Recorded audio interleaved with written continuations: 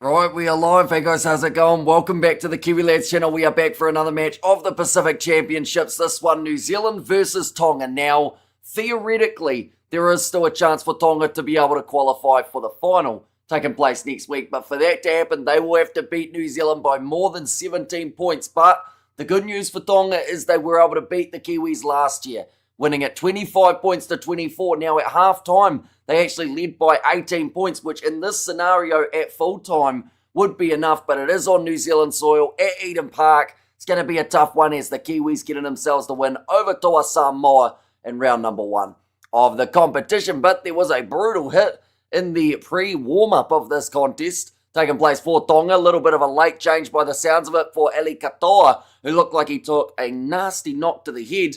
But whether or not he does play in this game is still a bit of a wait and see. But for New Zealand, they have got a few changes compared to what we saw in their last match up against Toa Samoa. We see Jeremy Marshall-King taken out of the side. Also, Nelson Asafa Solomona, he is out of the team. And also Ronaldo Mulitalo, another man missing from this lineup. But Nickel Clockstead, he is a dangerous man in that number 1 jersey. Had a couple shaky moments up against Toa Samoa, but that does not mean he won't be strong at the back for this game at Eden Park. Kieran Foran, this will be his last game on New Zealand soil. He slots in as the number 7, but some very dangerous players up front. The captain, Fisher Harris, as the number 8. Leota and Crossland comes in as that starting number 9. But looking through at this Tongan starting side, they have got the return in that number 13 jersey, Jason Taumalolo, who was a late injury exclusion from the game last week for Tonga due to a knee injury. Whanua Blake up the front alongside Kaufusi and Havili. Like I mentioned, Katoa is a little bit of a 50-50 at the moment. The man in the number 11 jersey,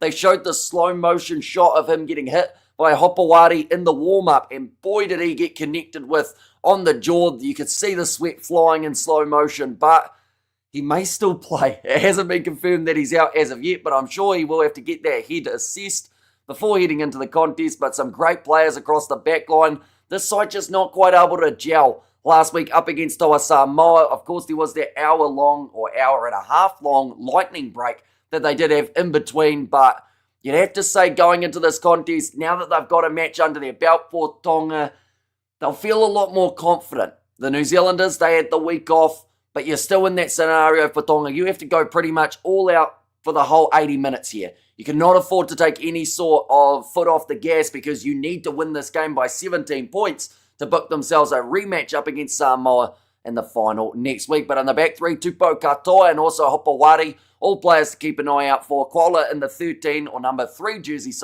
was handy last week, and the youngster Yongi in that number 6 jersey alongside Katoa, they will be guys to keep an eye on as well. Plenty of interchange players later on in this contest, but this is the way that the table sits. As you can see, Samoa at the top of the bunch, they were able to secure themselves their spot after a very strong win over the Tongans last week. It does mean that Tonga have that points differential of minus 28 and a huge amount of work to do if they want the victory. But at Eden Park, New Zealand, they will feel like they have got that home field advantage. They will also feel like slight favourites heading into this match after that big win over Samoa just last game.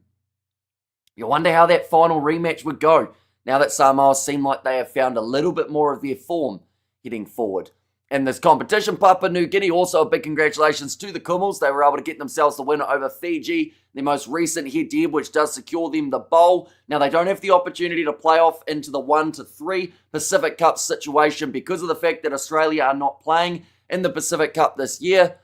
And that is due to them having their Ashes series up against the English, in which they are 2-0 up at the moment for that. But looking through at the comments, we have got Sharon has become a channel member. Thank you very much. You have access to those emojis on the channel now. I think Tonga will win, but fall short on points differential, says come Ryan. And that's the thing, like, Tonga could go into this game and win it by 15, but that wouldn't be enough.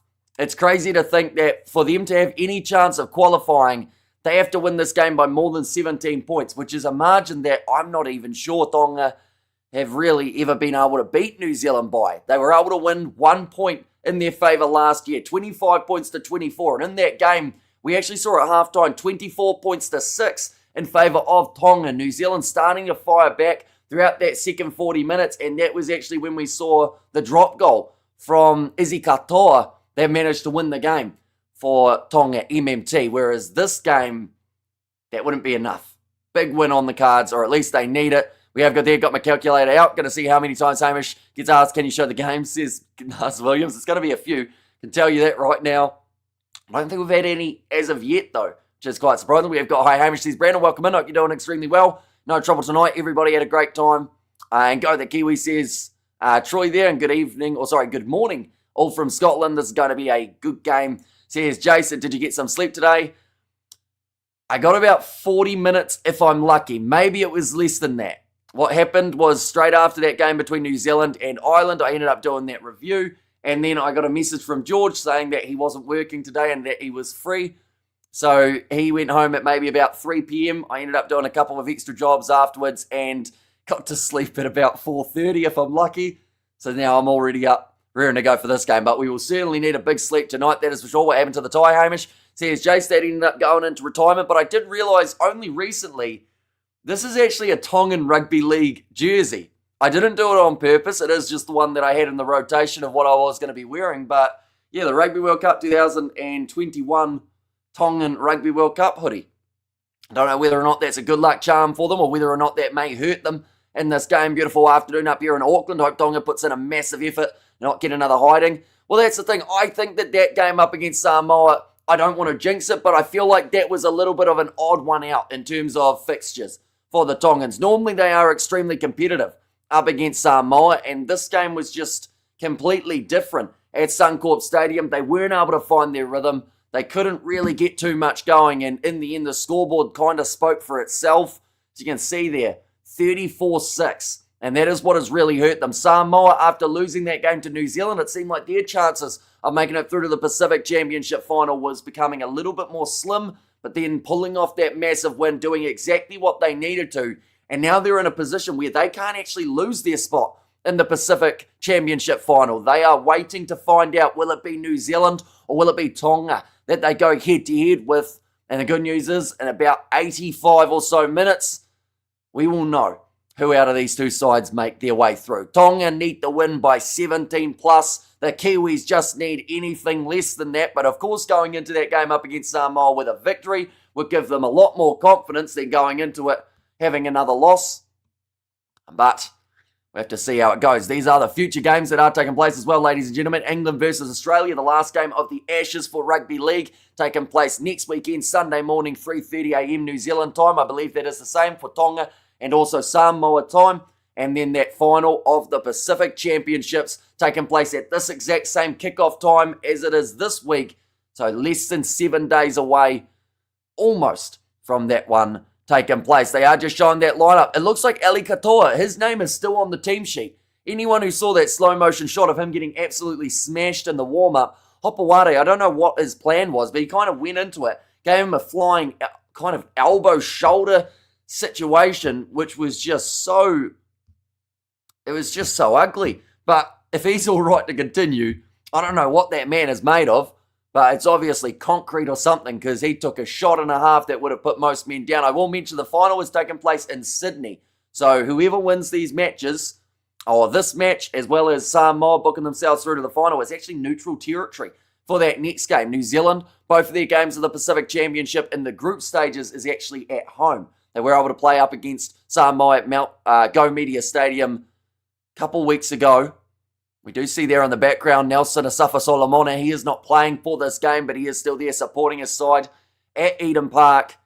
While we're at it, we might as well show these are all the International Rugby League fixtures that we have seen in recent times, ladies and gentlemen. Fiji getting themselves that big win over the Cook Islands. Same can be said about PNG. Those two sides played off in the final, and as you can see, Papua New Guinea getting that massive victory. 50 points to the 18. The Ashes series, the second game a little bit closer between Australia and England going into halftime. Extremely close, but Australia running away with it in the end for that game. Just the one game for New Zealand, the two games for Samoa, and the one for Tonga in the Pacific Championships so far.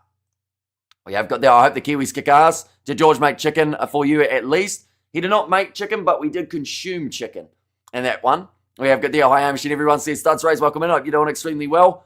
And I want to see the Kiwis put the sword to Tonga, says Jared. Well, that's the thing. If New Zealand get themselves a victory here, they are guaranteed that spot. If they had a loss and went through to that next stage, that would really hurt their confidence. But you wonder whether or not they would do similar to what we saw from the Samoans which is take that loss as motivation and fuel heading into your next game. And that could be something we see. No Leka and Ali Katoa just got knocked out in the warm-up. Surely he's out with HIA protocols. Well, that's what Sean Johnson was saying before the game. He was saying there's no hiding it. Everyone saw it on the slow motion replay. He was lying down on the ground. He did not look good at all. I have to watch the Kiwi Haka scare the out of Tonga. Says Graham Cook there, Kiwis by at least 20. Okay, so you go on a comfortable win for the Kiwis. Last year when these two sides played, they were separated by just the 1 point. And Versace on the floor. Says ARW, I missed your brother Dwayne is back, says Dwayne. Yeah, it is great to have you back. Have you got your dinner sorted for tonight? Don't want a crisis like last week, says Thuds Race. Was that the hard-boiled egg situation? Because that was indeed a really big fail on my part. I don't even know if I'll have dinner tonight. I feel like earlier on I had a bit of a late lunch, so I'm feeling full for like the next 2 days. There was quite a lot of food consumed, but these two sides making their way out of the tunnel now, ready to go. Of course, do let me know your score predictions in the comments, ladies and gents. Alongside that, who do you think will be able to score the first try in this matchup, the exact player? And tell you what, there is an ovation and a half for Tonga here. You would think this game was not at Eden Park. You would think this game was taking place in Tonga because there is just a sea of red in the stands. This is going to feel like an away game for New Zealand. Take it off for me, says Alami there. And also, let's go, says Dwayne in 24-12 in favour of the New Zealanders. Says Nov Mum. I'm struggling to spot too many Kiwi kits in the stands for this game, ladies and gents. It does seem like there is a massive amount of support for Tonga MMT heading into this matchup, which is exactly what they need. Ali Katoa, he's almost got a little bit of a close of that eye from the shot he took earlier on. He's sitting there like this. He's still going to play, though.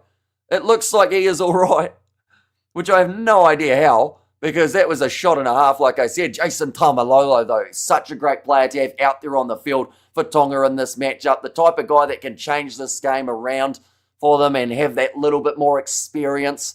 Eden Park isn't a league stadium. Should have played at Mount Smart. Says Jace, I think it was just moving it around a little bit. And can you show us the screen?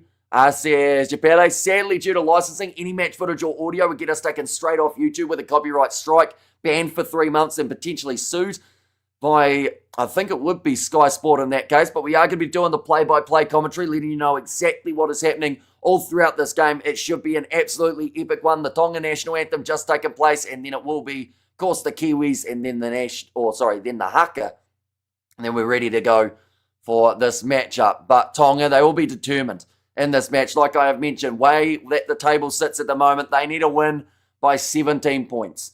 It is not going to be easy, but they were able to pull off a massive victory over New Zealand last year. They were 24 points to 8 up, or 24 points to 6 up, in fact, at halftime in that game. So if they were able to do that here again, but have that as the full-time score, they would just narrowly qualify for the next stage of the Pacific Championships. And that would be quite the statement to knock the Kiwis out after they were able to get the win over Toa Samoa. It would take a massive game, 2 in a row, in fact, for Tonga to be able to take out the Pacific Championships, but it's not impossible.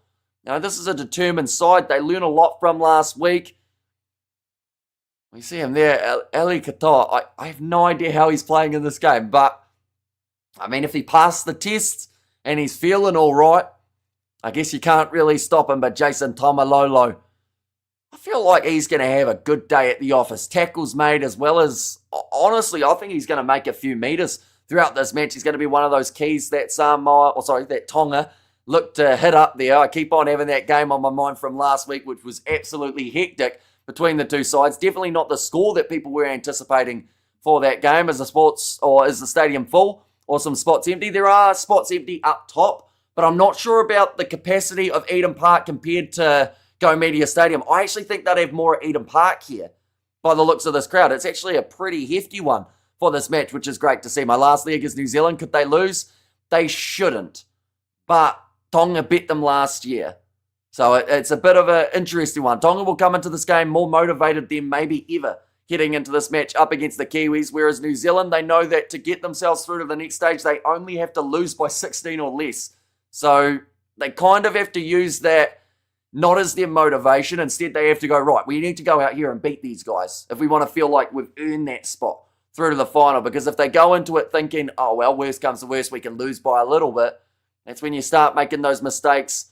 Someone like a Nickel Cloxted was playing number 1 for the last match. He had a couple errors. I remember he got caught in a fence, which is such a weird statement to say, but he did literally get stuck in the railing on the side of the field, and it did lead to the Samoan try in that first match. The whole New Zealand bloodline is at my house, says Dwayne there. Hurry, says Fatella. Yeah, they are just finishing that New Zealand national anthem, and then we will be underway in this match. Go hard, Kiwis, says Jared Troy there. That singer is terrible, says Gazatrong. We talking about the New Zealand national anthem singer or the Tongan national anthem singer in this case? But there are tears in the eyes of some of these Kiwi players. We see James Fisher-Harris, the captain. He has got a 1,000-yard steer at the moment. Puts the arm in the sky. He looks fired up at the moment, giving the crowd a little bit of a mana wave. That's what it's called, isn't it? The mana wave. That was the one that took off throughout the NRL for the Warriors. But the national anthems have been sung. We will see the standoff of these two sides.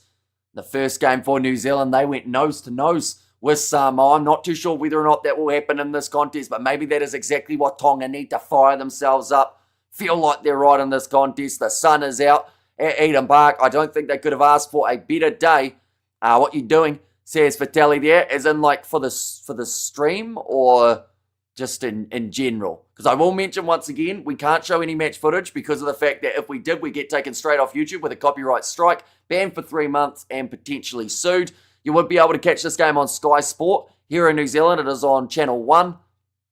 But now, two sides in the huddles ready to go before this match does get underway. And the crowd, like I said, they are loud and they sound like they are fully behind Tonga, or at least a majority of them are in this case. A brilliant backline for this Tongan side. In fact, while we have got these Hakas taking place, we'll get the lineups up for New Zealand. Nickel Cloxton needs a big game from the back as Haka comes in on the left wing. Chris on the right. We have seen that change of Ronaldo Mulitalo. He is not playing in this game for the Kiwis. Kieran Foran, this will be his last game on New Zealand soil. So he wants to make it a good one up against Tonga. MMT in the front. James Fisher-Harris, Crossland, and also Leota. We saw no Asafa Solomona, no Marshall King in this game either for New Zealand. A couple changes here for Tonga as well across their lineup. Fanua Blake, the big man, still out there though, alongside Havili and Kalfusi as the front. Then Taumalolo back into the team coming in. Also, I should mention Toya is out. It was Toika Manu. He went out very early in that last game up against Samoa with the head knock.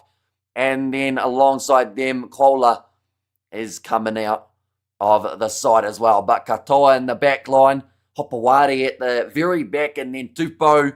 They have to get it through their hands here. That was something that I noticed from that first match for Tonga of the Pacific Championships. They weren't taking a lot of risks. It was one pass rugby league, and that is where you have to go for a couple more passes, a little bit wider. Yes, there's a chance of the intercept, but they have to get something going here. At the end of the day, you have to win by 17 plus points, so you can't really grind out a close game. If you're Tonga, you have to go out there and you have to make a statement.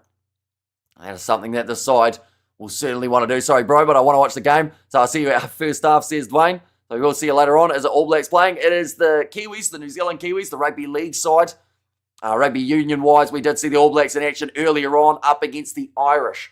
That game was one of the more frustrating, I think, for a lot of All Black supporters in quite some time.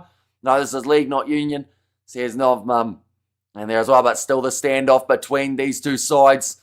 They are getting fired up at the moment to start off this match. Do let me know your score predictions if you haven't already. I see TQ2 and there as well.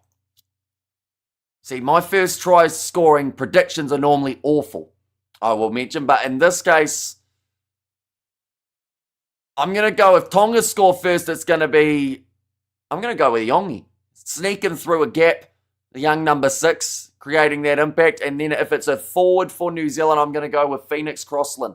Man who's getting that big opportunity to start in this match. The dubs all is about Bruz Pride. On the line, come on G, get with the program. Let's go at Aotearoa Kiwis. Says Karma there. Absolutely. Like I mentioned, New Zealand won't go into this game with the mindset of we only have to lose by less than 16. They will go into this game imagining that this is a playoff and that they have to get the victory to book themselves the spot to face Toa Samoa in the final like they did in round 1. Up the Kiwis, says Bookie there.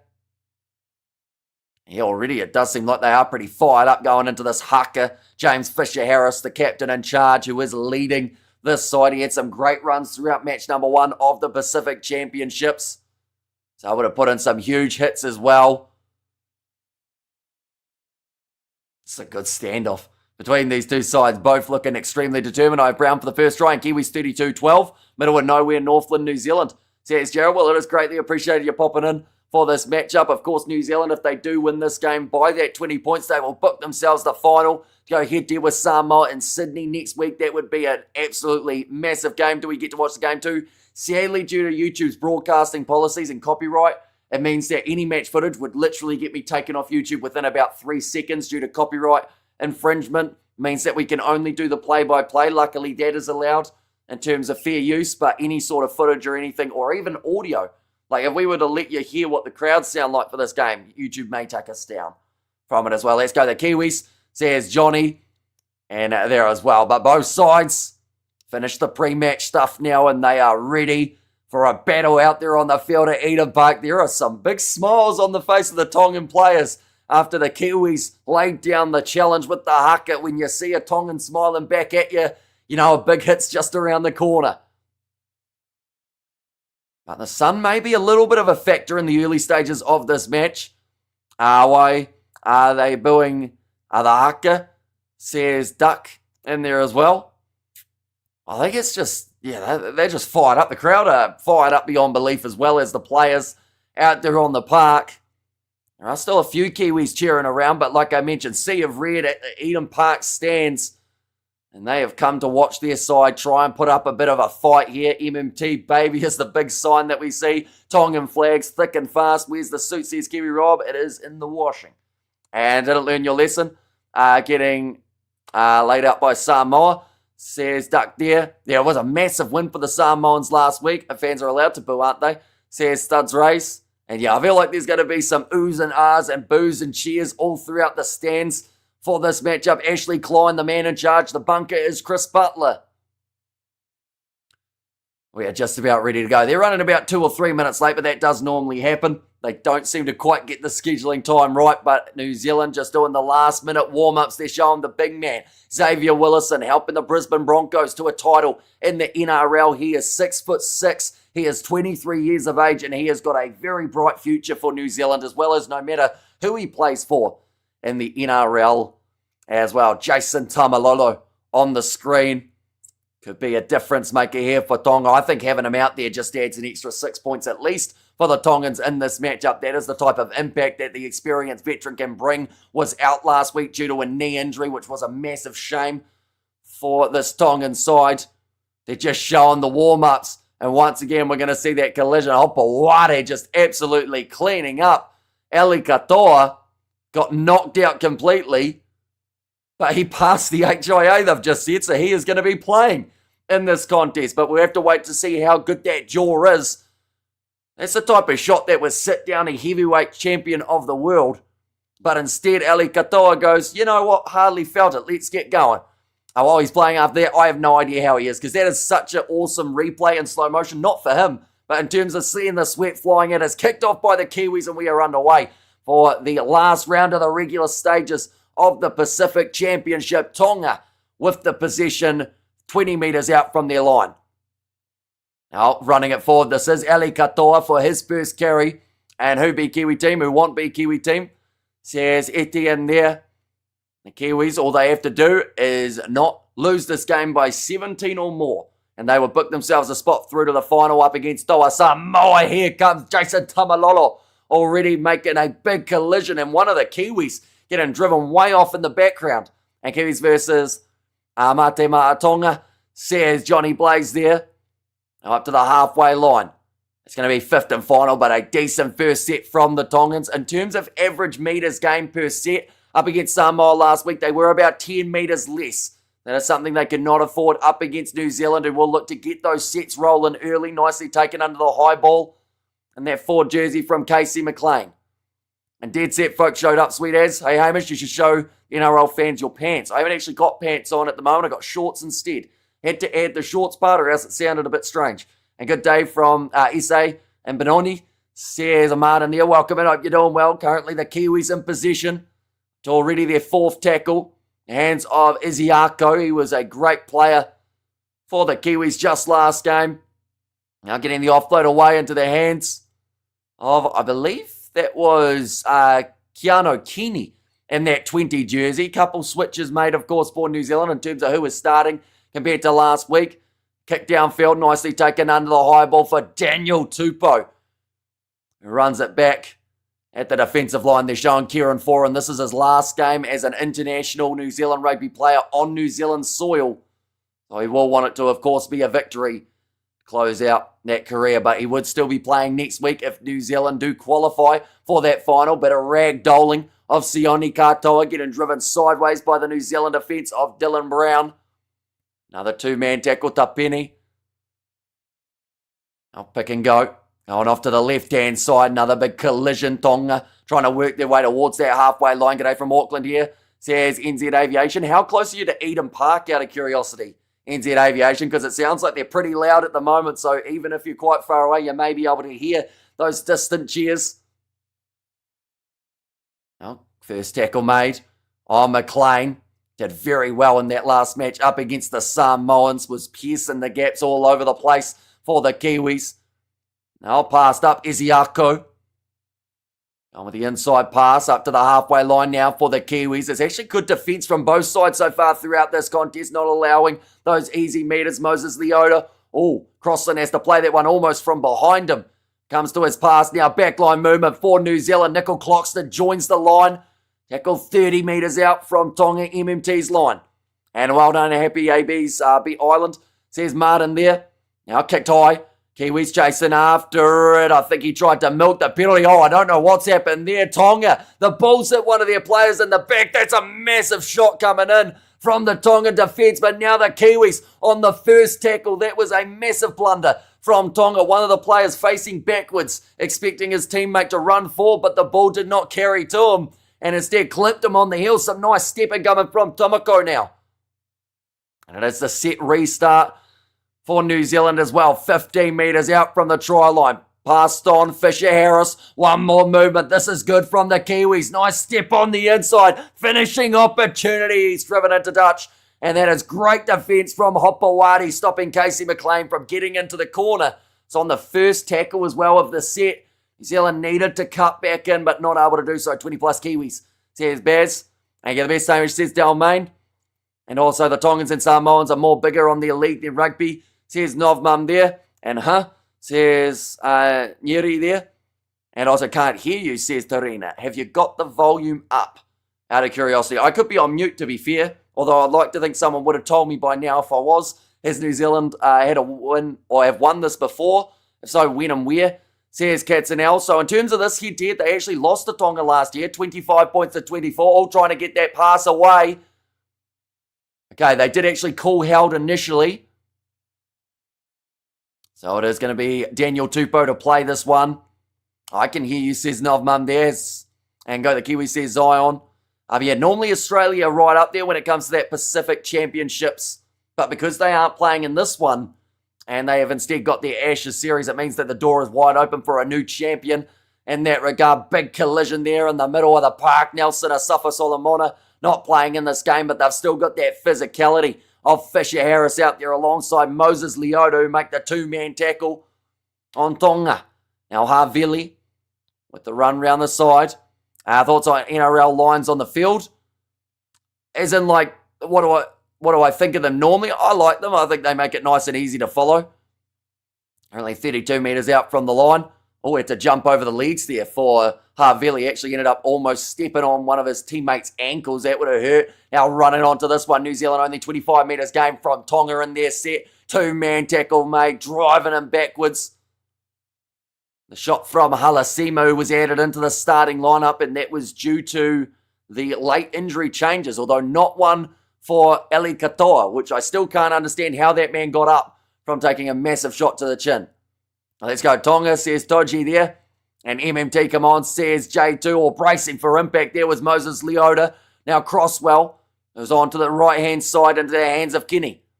And no going to win today. Or Enzi going to win today. I think that is from Nelson. Now trying to pierce through the gap. Well tackled again on Nakora. Now Crosswell going short side. This will be fifth and final. I don't know whether or not he realised it.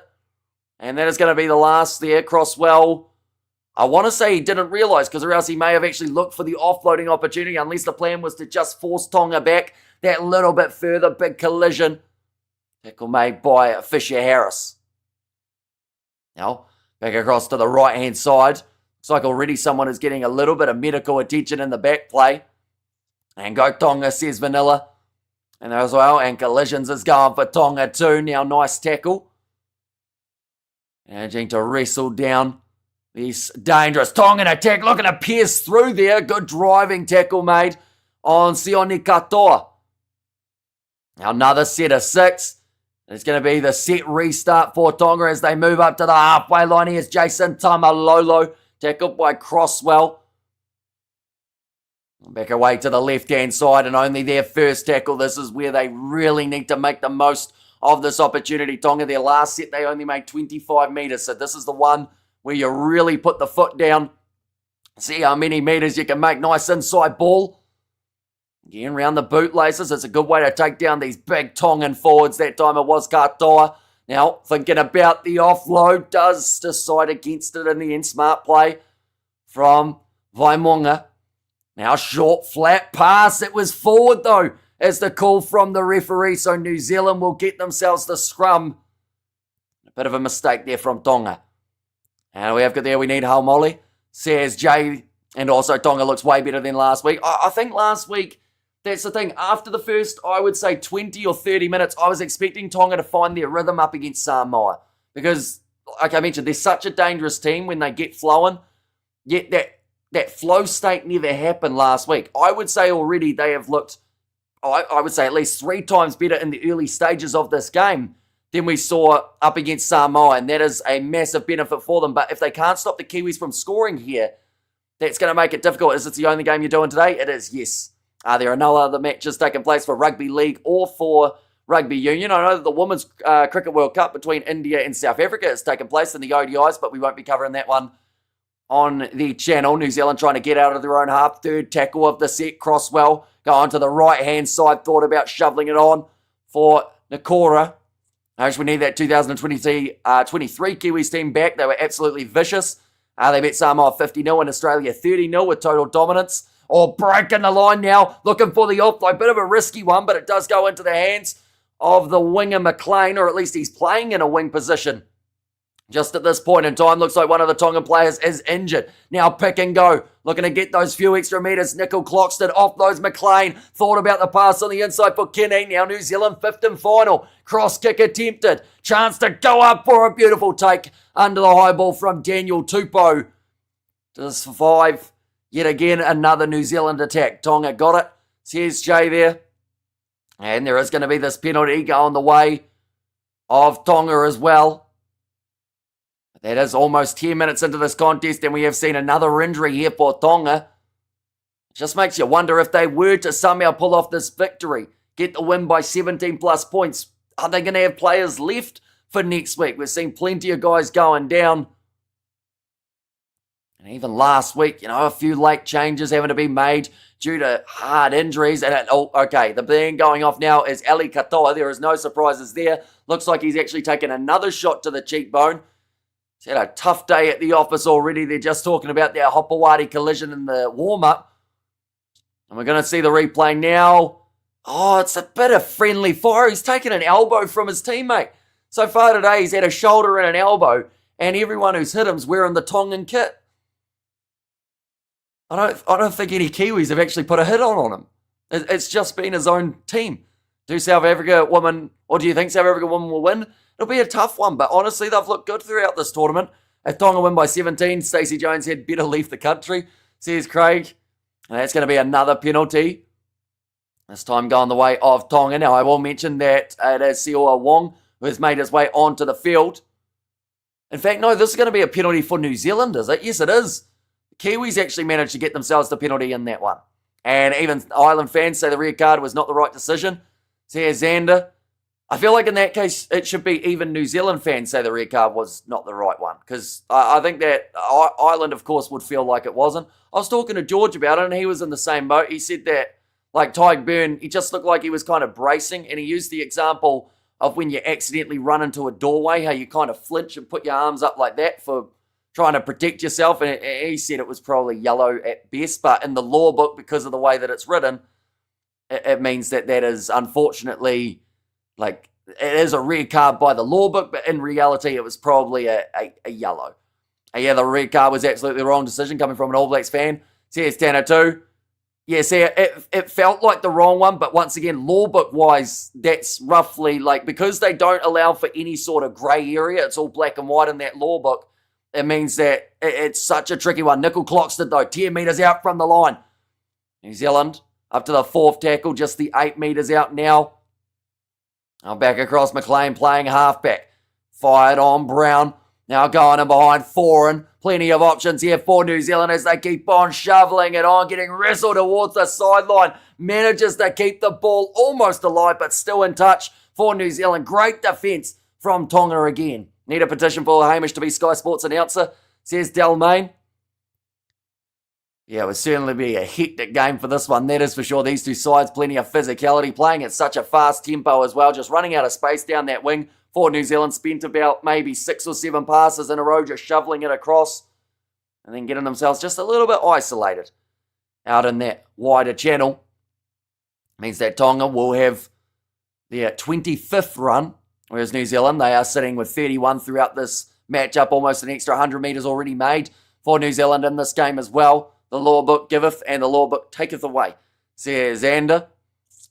And now missed tackles. We've seen 9 from Tonga so far. New Zealand have just missed the 3 nice chopping tackle low from Nickel Cloxton. He's a bit slow getting back up to his feet. I think he certainly felt that one. Now Tamalolo shoveling it on. Bit of a loose ball dropped by Tonga. And now New Zealand have the possession back with Isiako showing off his stepping. I have no idea how he's managed to keep that one alive.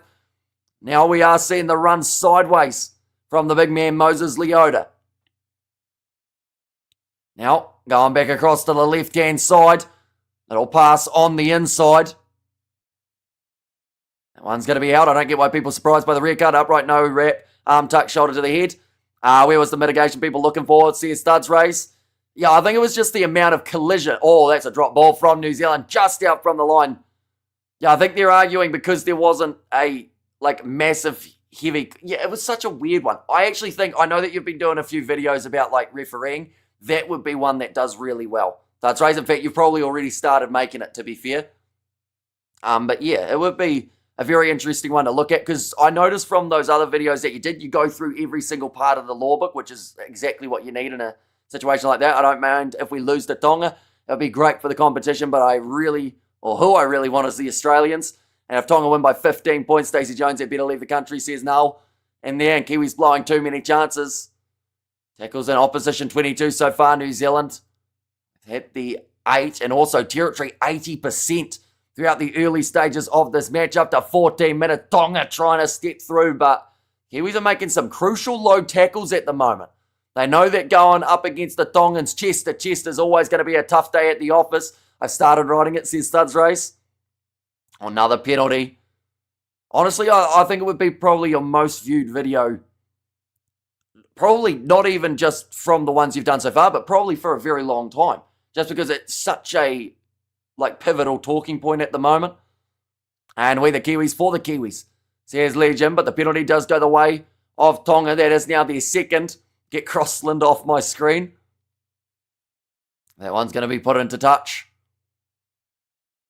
I think I called him Crosswell earlier on, didn't I? Slightly messed up his name. But now Tonga. They're sitting about 35 metres out from the line. Let's go the Kiwis, says NZ Aviation. Was there a last-minute switch for the Kiwis? I don't think so. I know that Tonga had a last-minute switch where we did see Halasima come into the team, and also there should have been a switch for Ali Katoa in terms of the amount of damage that he took before the match even got underway. But he did manage to continue up until he got another elbow from his teammate. Now Tonga going off to the left-hand side. Oh, it's another drop ball. And that is another mistake on attack. Both sides are doing it at the moment, getting into a good position on the field, just to then fumble that ball right at the most inopportune time. I don't think the conditions are too slippery at Eden Park either here. It is just a case of maybe the pressure, the nerves in this type of matchup. Ball put down by Waimanga. And a lot of high fives going around. Lucky for the Kiwis, the Tongans are blowing their chances also. Says Jared. Exactly right. Like both of these sides, you could argue have had one or two opportunities where they probably should have at least gotten close to scoring. In particular, that New Zealand one when they were only a couple metres out from the line, and also the tackle into touch on their very first tackle. But, you know, if these two sides had been a little bit more clinical, we could have been looking at about a 10-6 scoreline at the moment or something along those lines. Now Crossland going across into the hands of James Fisher-Harris, the captain of New Zealand. I'm confident Kiwis will win this. After the game, golden kiwi fruits on me, boys. Golden kiwi fruits are the yellow ones, aren't they? They're actually the nicer out of the two, I think, compared to the green kiwi fruit. They're now going back onto the right-hand side. Chance here. Nakora goes on the outside into the wide channel. Chance to cut back inwards here for Izzy Haka. Plenty of pace, and it's called as forward. Another time where New Zealand could have got a try, and it was going straight through the gap for Kieran Foran to run onto. We see there off the Tongan bench, one of the players looked a little bit nervous with that breakaway. Another chance blown, says Jared. And so many passing options on the inside. Had about 4.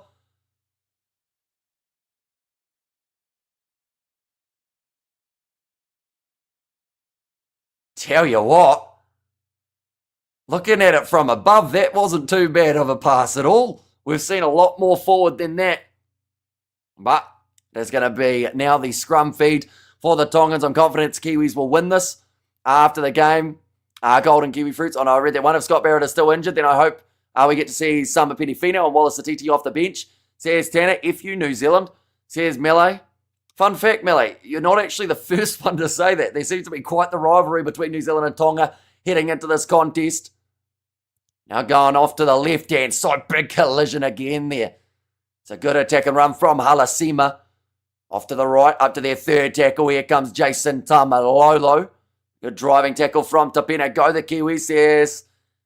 It was Etagia. Etagia is how you'd say that? I'm probably saying that wrong, isn't it? We have good there with the game at New Zealand or Australia. It is at Eden Park in New Zealand. So New Zealand have 2 home games for the Pacific Championships competition. But in the final, if they make it, they will be playing in Sydney. 12 points New Zealand, 6 for Tonga. Don't know how you call these games, bro. Amazing stamina, says William. I honestly don't know either. Like, heading into this game about an hour before kickoff, I was absolutely shattered. But then had about a 30-minute nap if I was lucky. And then we were good to go again. And JW4 pass BS. I honestly thought the pass looked all right. Now passed out wide. Chance here on the breakaway, New Zealand. This one's on the inside. And Kinney, they will not be able to catch him. He will score between the posts. And the Kiwis get the first try of this contest. And we have got there, you go for Tonga or New Zealand. Says Melee, honestly, I'm pretty neutral between these two sides. I've thoroughly enjoyed watching both of them throughout the Pacific Championships. I do feel like Tonga, they have got a lot more in them than we saw on offer from Samoa. I actually realized just before I started the stream as well, I've actually got a Tongan Rugby League hoodie on at the moment from the Rugby League World Cup 2021. That was where we actually saw Tonga make it through, I believe, to the semi-finals before being knocked out initially by Samoa. But the nice breakaway down the wing. Casey McLean, no one was catching him, just too much pace. And then got the ball on the inside to Kinney, who managed to finish it off. Go the Kiwis, go the Kiwis. Now McLean served it up on a plate. What a year he's having. He's been phenomenal, hasn't he? Even in that first match up against the Samoans, he was the one that stood out massively. He's had a great season throughout the NRL also. How does the crowd look? Is it a major Red Sea, or at least some black and white there? Honestly, you would think this game was about maybe 85% in terms of Tongan supporters, in terms of the stands and the colours in the stands, in terms of the kits. It's fantastic to see so much red there at Eden Park. Which Kiwis do you think would make the All Blacks?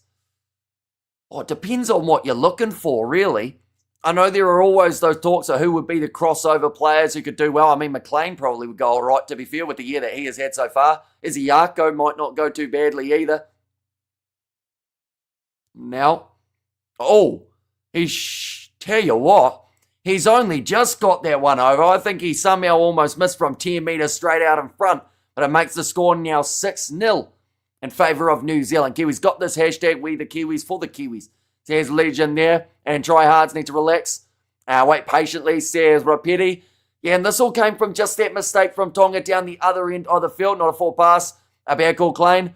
Yeah, that one, honestly, I thought it looked all right for New Zealand. Now, they have managed to get themselves that try anyway, so it didn't fully cost them, but yeah, it would have been the try for Kieran Foran for his last New Zealand home soil game, which would have been quite the end to the career for that man.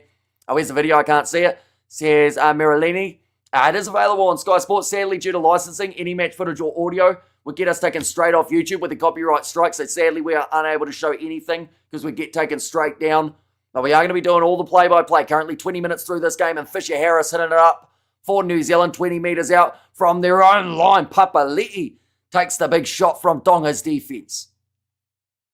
Like they've said, a massive amount of contact there.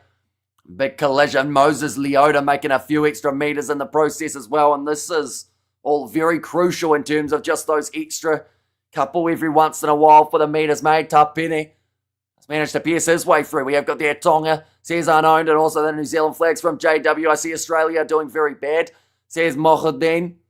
Australia, who are we talking? Like I assume you're saying Rugby Union, because in the Rugby League, they've actually won the Ashes series, beating the English twice. Kick downfield. This one's contestable. Goes up, taken by New Zealand. He's over the line. Papali'i. They'll check to see if he got the grounding.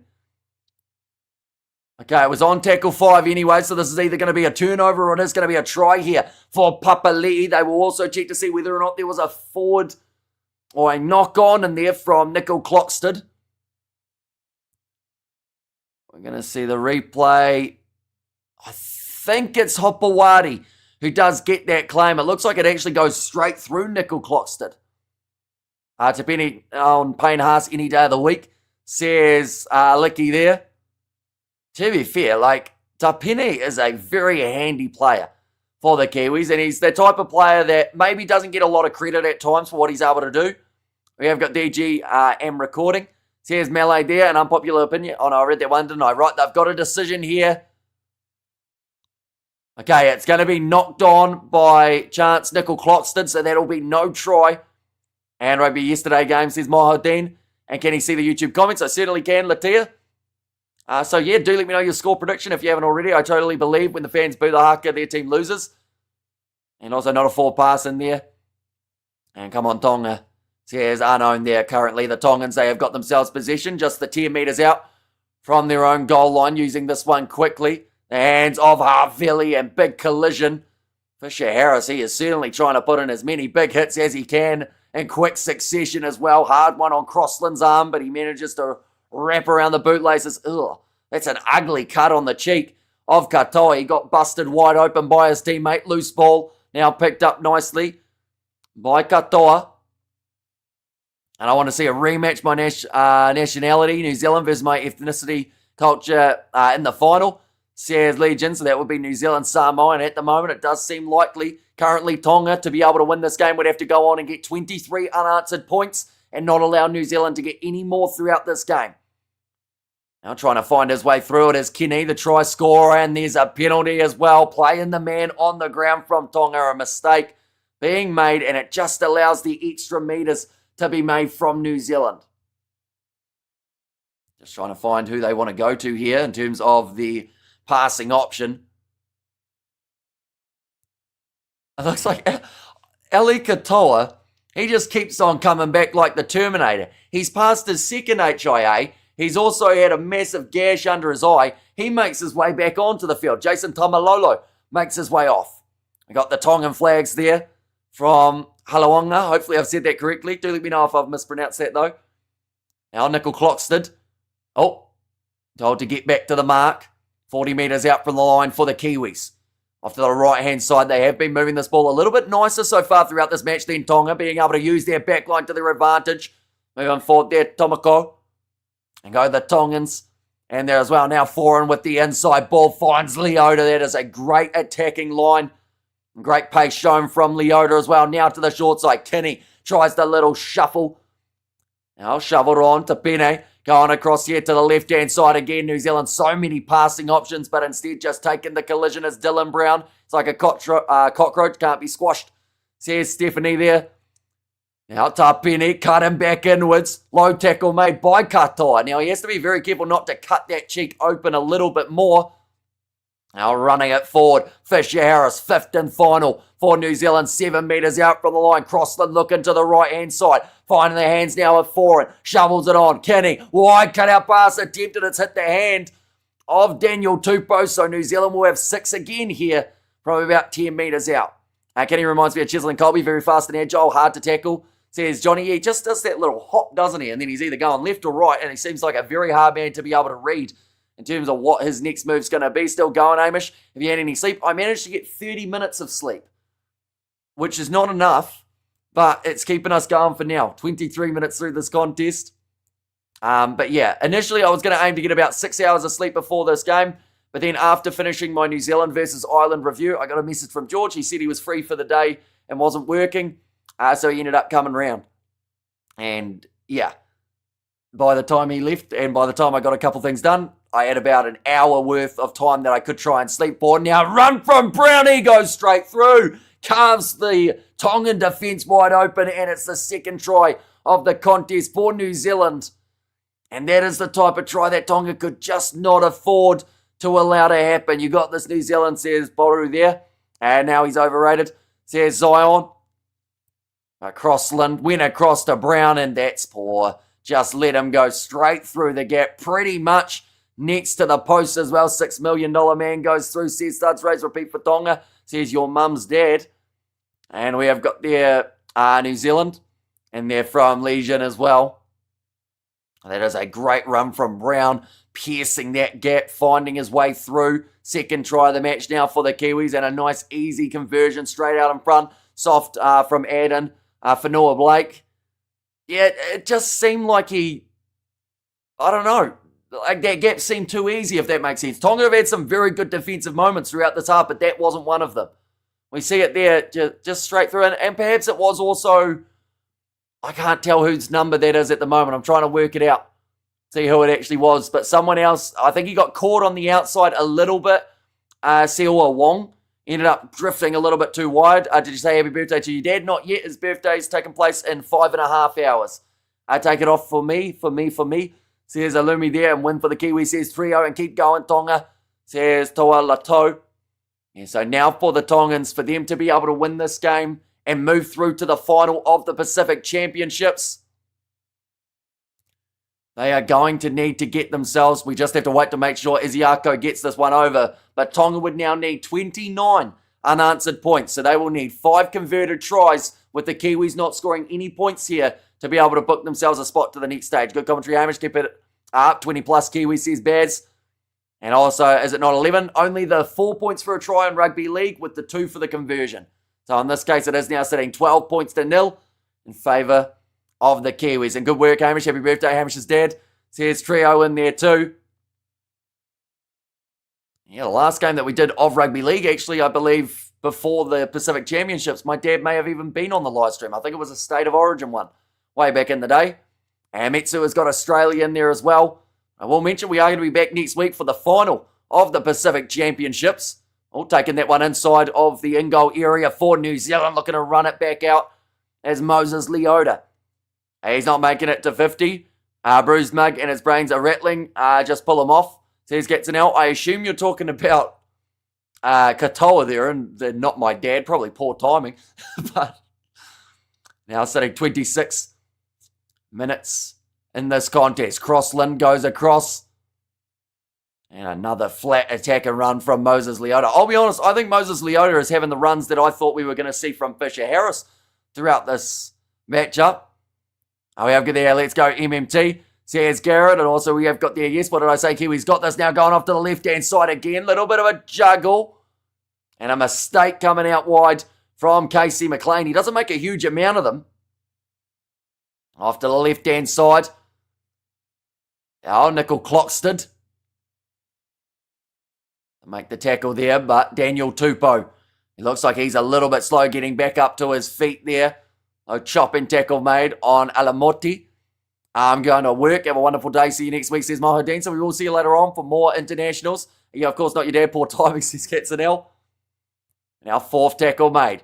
Luke is on the field. That is for Havili. Big collision there between Brown and also it would have been Seula Wong. Thought about the offload for Tonga. 5th and final. They sit 37 metres out from New Zealand's line. Just need a few extra here.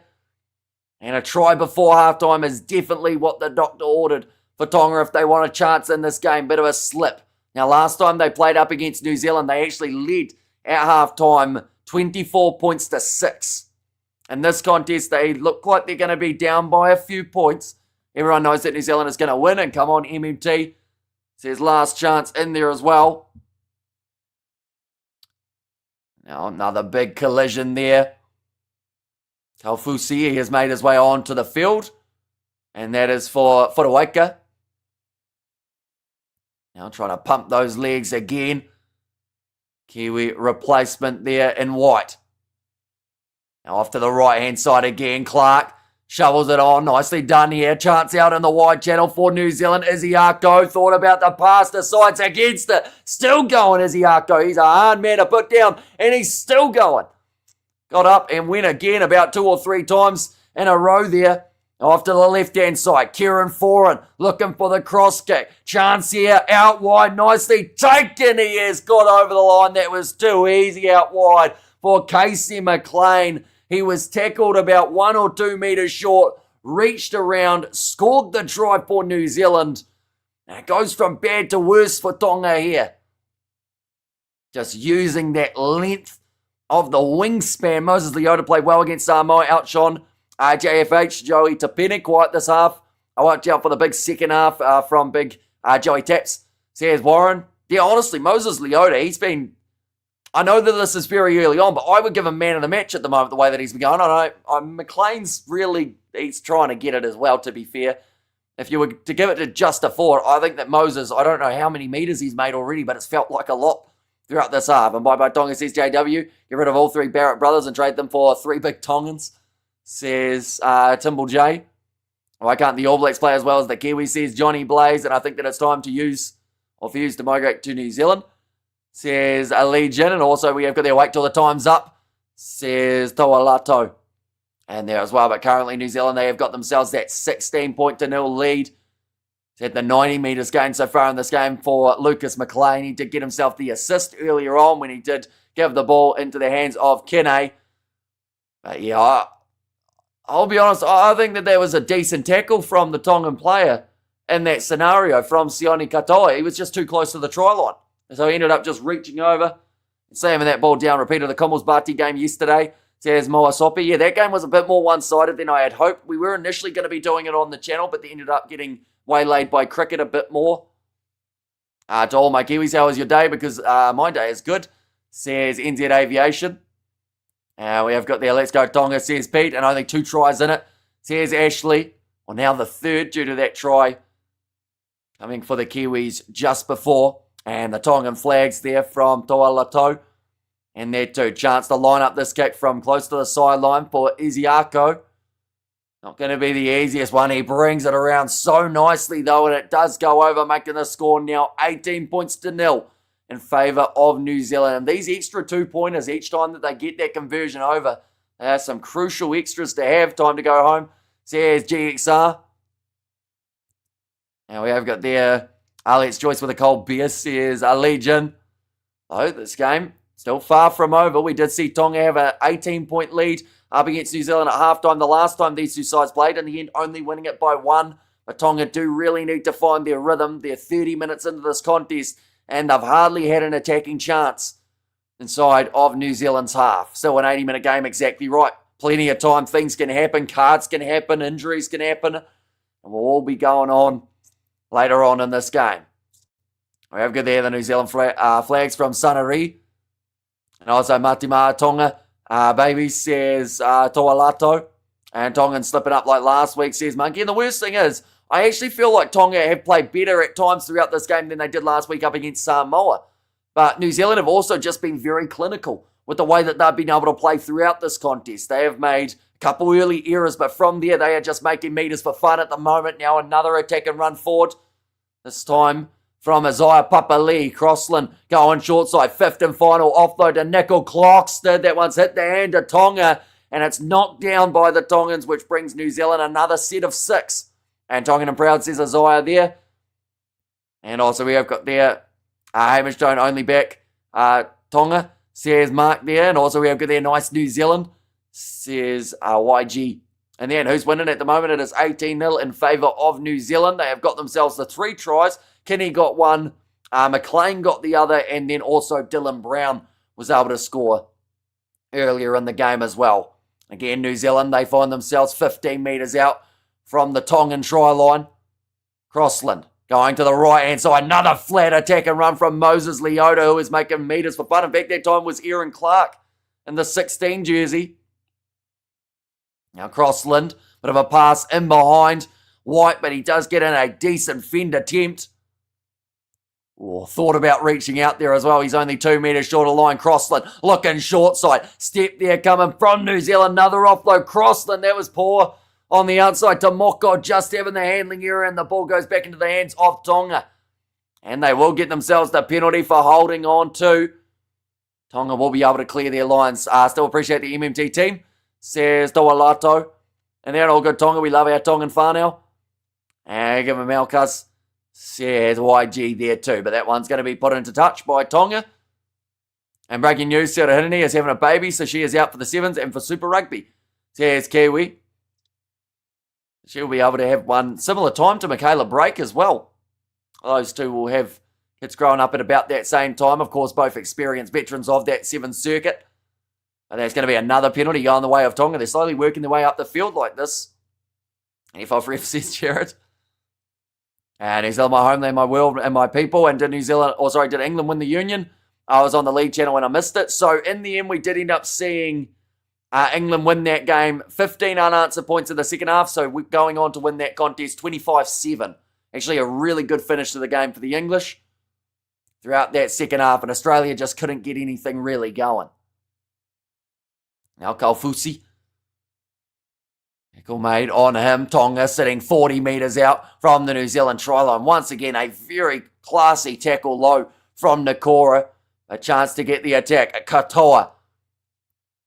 Extra metres made up to 4th tackle here. 23 out from the line for Tonga. They need a try before half-time, and this might be their chance. Short ball. Thought about the offload. Couldn't quite free up the hand, though, for, I think it would have been Furiaki.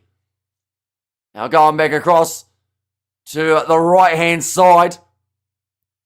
Oh, that's a rough offload. In fact, it was Halasima. My apologies, mate. Where's the tie? It's a test match. Says Australia Sports. The tie is... Where is the tie? It must be in my room, but the shirt is in the wash at this stage. And we have there maybe a sea of red. Well, this is Auckland over. Let's go Kiwis, says JW. No urgency, says Z.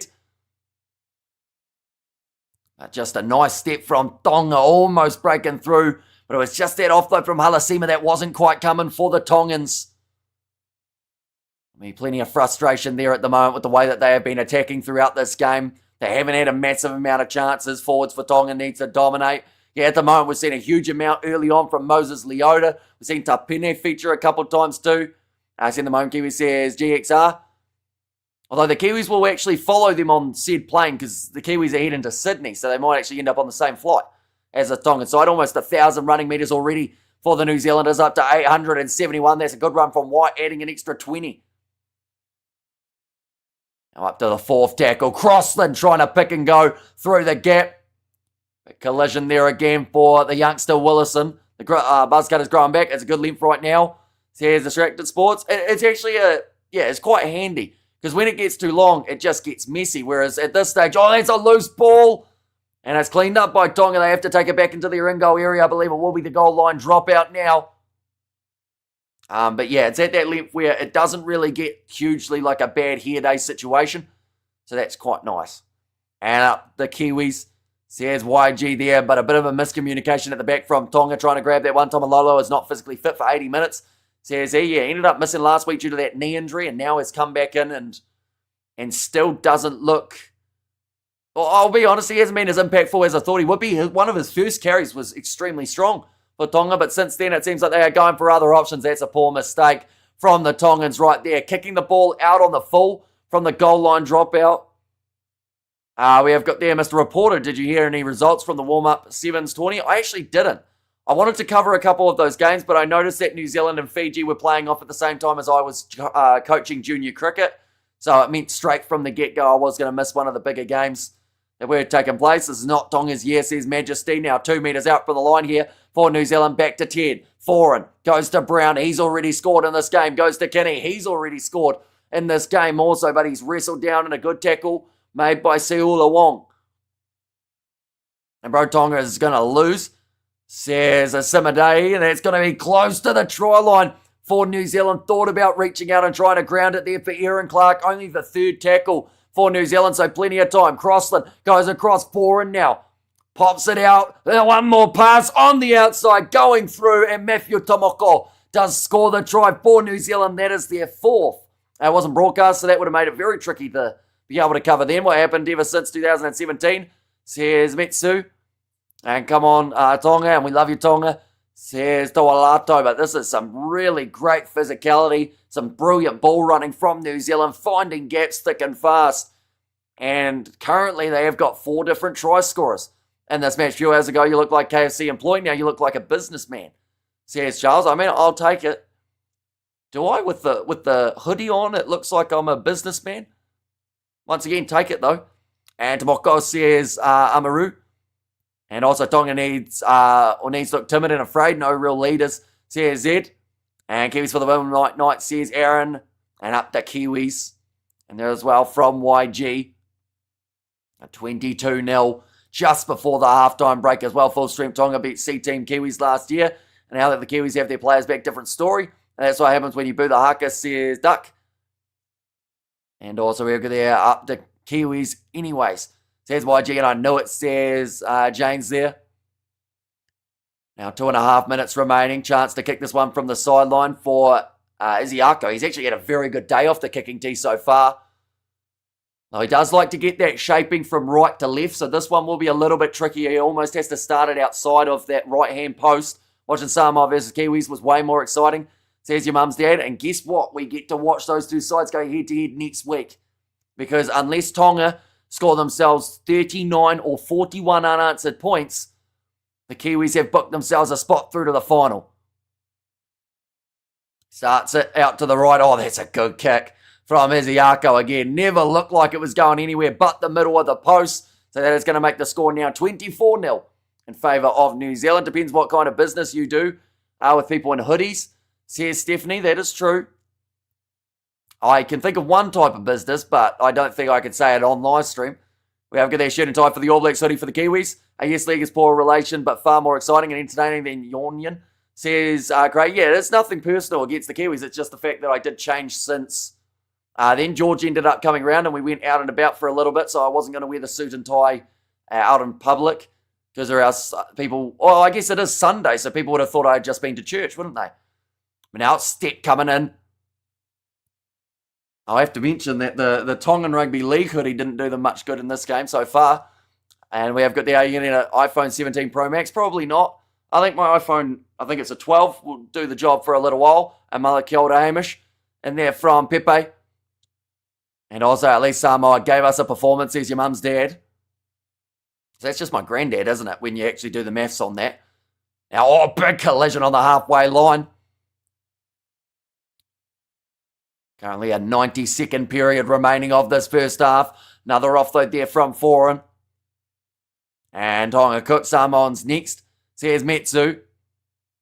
Now kicked high from Kieran Foreign. He's tried to give that one a little bit of extra spin by the looks of it, but it's well taken by Hopawadi. Man, that we haven't actually seen enough whatsoever. With the money you're gaining from YouTube, you can even buy an ostrich. I certainly cannot. I could buy like a little toy ostrich maybe and make it the channel mascot. And we have got out the Kiwis. And there as well. Oh, almost knocked my mouse down onto the floor. Who knows what would have happened if that had occurred. Now going off to the right-hand side. 50 seconds remaining in the half. Tonga up to their fourth tackle. They just haven't been able to make the meters. Just kidding, bro. You're doing a great job. Says great. It is probably a fair statement, though, because, I mean, we did have the suit and tie on for a lot of the games earlier on today. Tell you what, for the final next week, we'll have it on. How about that? We'll negotiate it. I'll go the shirt and tie for next week's final. And we have got there, what is the logic behind New Zealand being called Kiwis? It's the national bird of New Zealand. So the likes of Australia, their national animal, I believe, is the kangaroo. So their side is called the Kangaroos. Who else has a bird or an animal that's their main thing that their team's named after? I can't think of too many off the top of my head. Oh, over there, Johnny. Johnny says beep, beep. And now trying to get back up there. Another penalty goes the way of Tonga. And Tonga's getting Hopawati. Says duck there. Oh, 10 in the bin.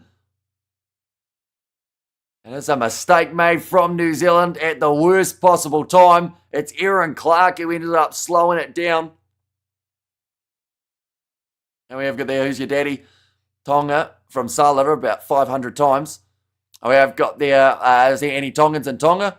Have they moved to Auckland? So here's the Iroam. When you see a home game for Tonga or for Moana Pacifica and Super Rugby, that game up against the Islanders, there were still a lot of Tongan supporters. And the stands, it actually looks like Tonga are going to go for the 2 points here. The main reason behind that is because they can add that extra couple rather than going for just that one phased.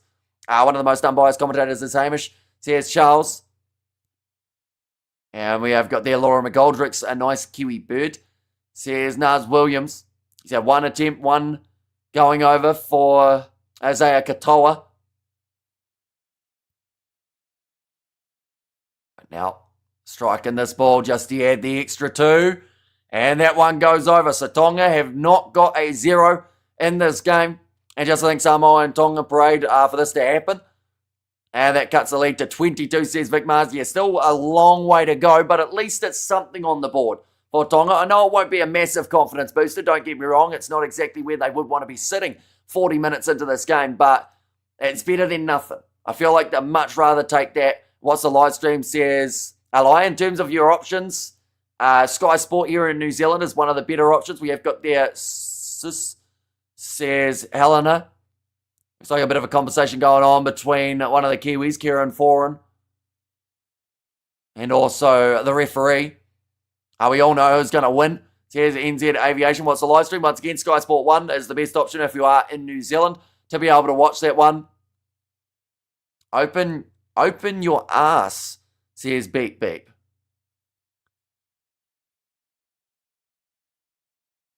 There are so many questions that could be asked about that statement. And then Sunnery has gone, open your mouth. This is getting a little bit in a weird direction.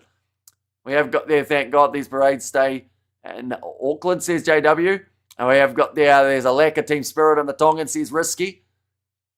And also, we have got there Thursday all day, says Naz Williams in there as well. And what, says Leanne? That's what my brain was thinking too at that moment. Malo Tonga Whaamalosi, says Angelina there. And also, if I was the referee for this game, I'd end it now and tell Tonga to go home. No more, okay, says Legion. But the thing is, like, the last time these two sides played, I know that it's probably a bit of a far-fetched one to go back to it, but they were down by 18 New Zealand in that last match and came back to only lose by 1. So if Tonga can score first, that puts them up to the 8 points and get another one. You know, you're up to 14. There's still a long way to go, don't get me wrong. If Tonga want any chance of winning this game, they will have to have a miraculous comeback. But alongside that, there is also the other situation, which is they have to then win the game by 17 extra points over New Zealand. We have got there, shut your bum, give your mouth a change.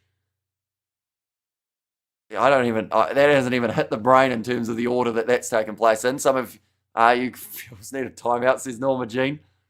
And Klein's having a shocker, cancelled a certain try on a pass that wasn't forward and then send someone off at halftime. Crazy, says Hartley. Yeah, that one that was disallowed was quite a surprise for me. I thought that it did go backwards to foreign. And bro, you look like a Kane Williamson with a combination of A.B. de Villiers' bald heads. Or bald hairs, says the Hill. I mean, I'll take it. I got compared to... Who was the Warriors player that I got compared to last week? Which actually wasn't a bad shout. I can't even remember who it was, though. And we have got there as a Tongan. I just want to see effort minimum. I see how much we as a country and people support them. And this is their effort is quite disappointing. And also Tonga aren't playing that bad. Just missed tackles and not completing a series of 6. Just the Kiwis played well and forcing it. Says Jace. Yeah, I actually thought Tonga, like I mentioned, throughout that first 15 minutes or so, they actually started off, I thought, far better than they did up against Samoa. But New Zealand have been a lot more clinical in this one. And I do think that is what has really helped them. Simon Mannering, that's the one. I did get compared to a little bit. It's okay, Tonga. You gave it your all. Win or lose, your heart, your pride, and your effort shine brighter than any scoreboard, says Angelina.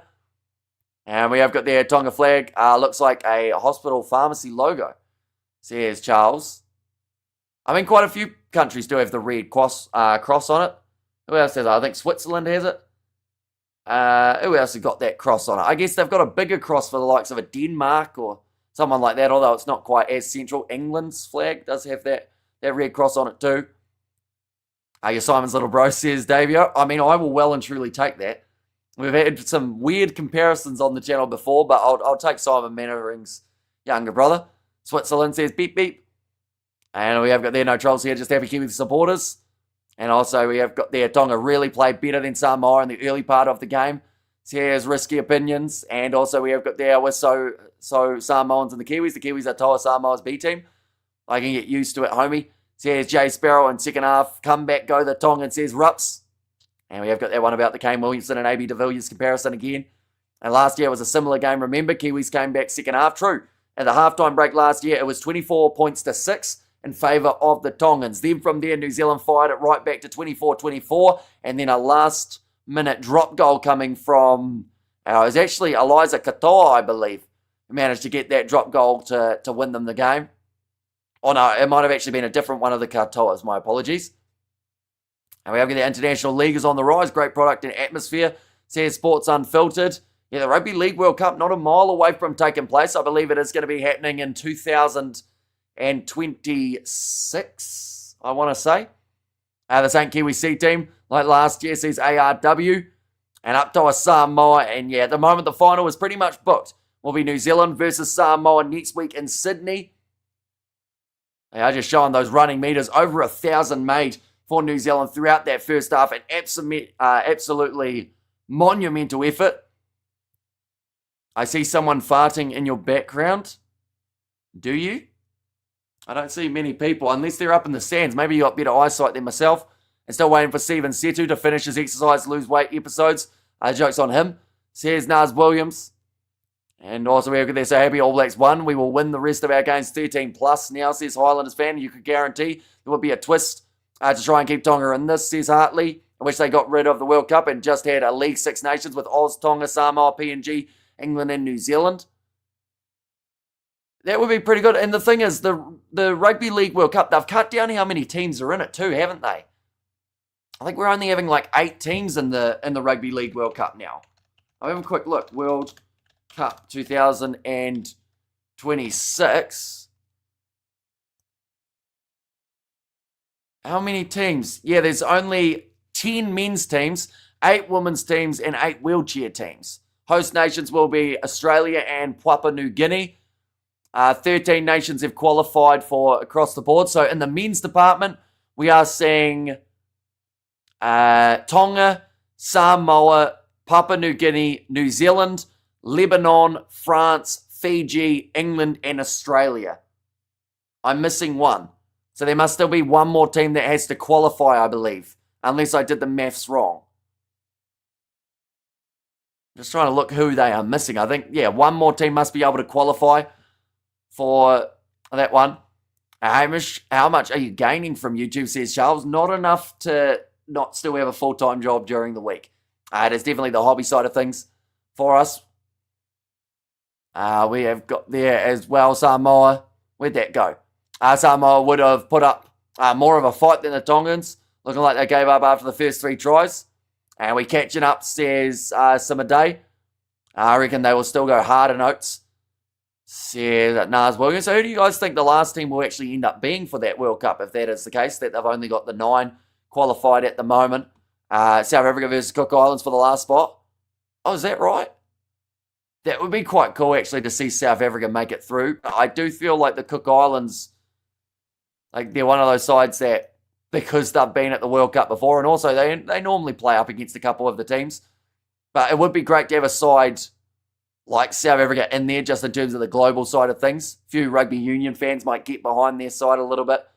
Surely USA can field an okay league team, says Jordan. Enough for a KFC family feast, though, eh, Hamish? says Nards Williams. Depends if it's like the one on special. I know that they currently, or at least they were doing that $20 bucket. That was a bonus. In fact, while we're talking about KFC, because we always end up bringing up food, did anyone try the Trick or Treat burger from KFC, the one with the cookie in it? And if so, was it any good? Because I think they had it for like 2 days. And Samoa and myself, and I think we should stay quiet and humble. Too much talk, and we will lose. We go broke. Says Magnus there. And South Africa will be great at league, but South Africans are all elitist about union and scrums. Says Sports Unfiltered. And Samoa will get a hiding from the Kiwis, though. Although it was close last time the two sides played, and you could argue that Samoa did not play their best rugby in that matchup. They just got there in terms of the poll. Who is the best fan? Samoa actually the side that we're winning that poll. Looking forward to seeing games in Papua New Guinea. Says Moa Sope there. Yeah, PNG in front of the home crowd with their own fans and in a World Cup environment is just going to be absolutely awesome. We have got there where to watch, so it is on Sky Sport 1 here in New Zealand. Kangaroos own all of you, says MT. And we have got the KFC and steak for trick or treat. It's more like giving a treat to an ostrich, says Charles. Looked horrible, that burger. Had a wicked feast for dinner. Love those wicked wings, says Jordan.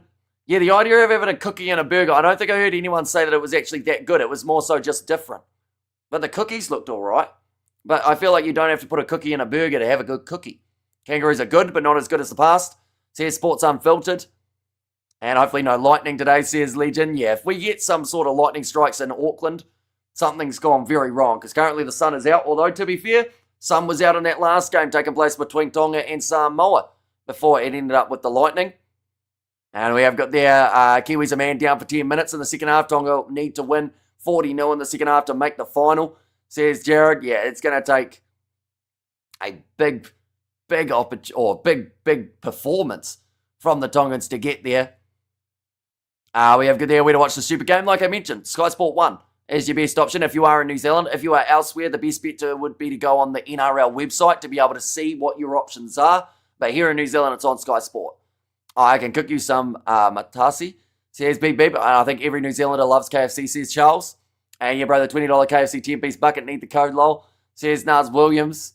Yeah, see, they did it for like a couple days, and I think they're still doing it, but not really. It's kind of through the app, I believe. The Food Lad's new channel name would be better, says Charles. I feel sorry for Tongans, not going to lie, although supporters are feeling it. Yeah, it certainly hasn't been the start to the match that they would have been hoping for, but I can tell you right now, if Tonga score in the second half, this crowd is going to get extremely loud for this matchup, and, you know, like, the thing is, at this point in time, the chance of them winning this game is quite slim, but the chance of them qualifying for the next stage of the competition is even slimmer. So if they can somehow pull off the win, and that means that they don't go through to the Pacific Championship final, I think they'd still take that. 2 Zinger Burgers for $15 with fire, says Duck there. And also New Zealand too good for Tonga today, where is their passion, says Moa Sope. And it sounds like when they used a Krispy Kreme donut instead of a bun for KFC burger, weird combo, says Stephanie. Yeah, and sometimes those weird combinations can actually be quite good. But in this case, I think that it wasn't quite the best. Stop talking about KFC, guys. You guys are making Hamish hungry, says Charles there. To be fair, I did continue the KFC conversation. Have faith in the Tongan team, says Two Blazed. And also the AU flags, or the Australian flag, I should say, from MT7. Of course, do let me know, ladies and gents, who you think will be winning this game from here. I see Hamish mouth-watering. You mentioned KFC, everyone goes wacko, says Robert. Yeah, I feel like when we mention the game, we have maybe a few people popping in. As soon as you mention KFC, everyone's here. But it's something that brings the world together, I guess. And Tongan flags from up to. Lisa at the centre is the answer, says Sports Unfiltered. Is that with Quintabai as the 12, or are you still going Geordie Barrett at 12 if he wasn't injured? It's funny how they thought Jason Tamalolo would change things. I thought Jason Tamalolo would change things. His first run of the day was actually really nice. And then from there, we didn't really see a huge amount afterwards. Tonga and Samoa fans forget they were cheering for the Kiwis until their teams got good. And we have got their most rudest people, I bet, were Tongans and Samoans. Not all are like that, says JW. One moment, I'm about to sneeze again, so I will very quickly mute, ladies and gents.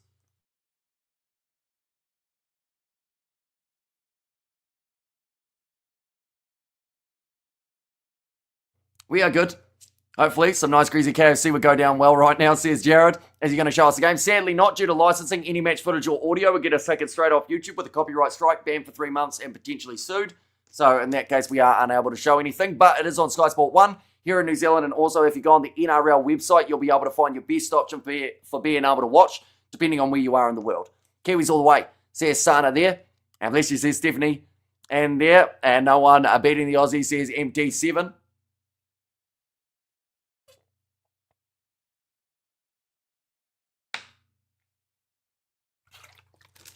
Tongans need some KFC. Says Miles Sobby, you're saying they need a little bit of protein out there on the field.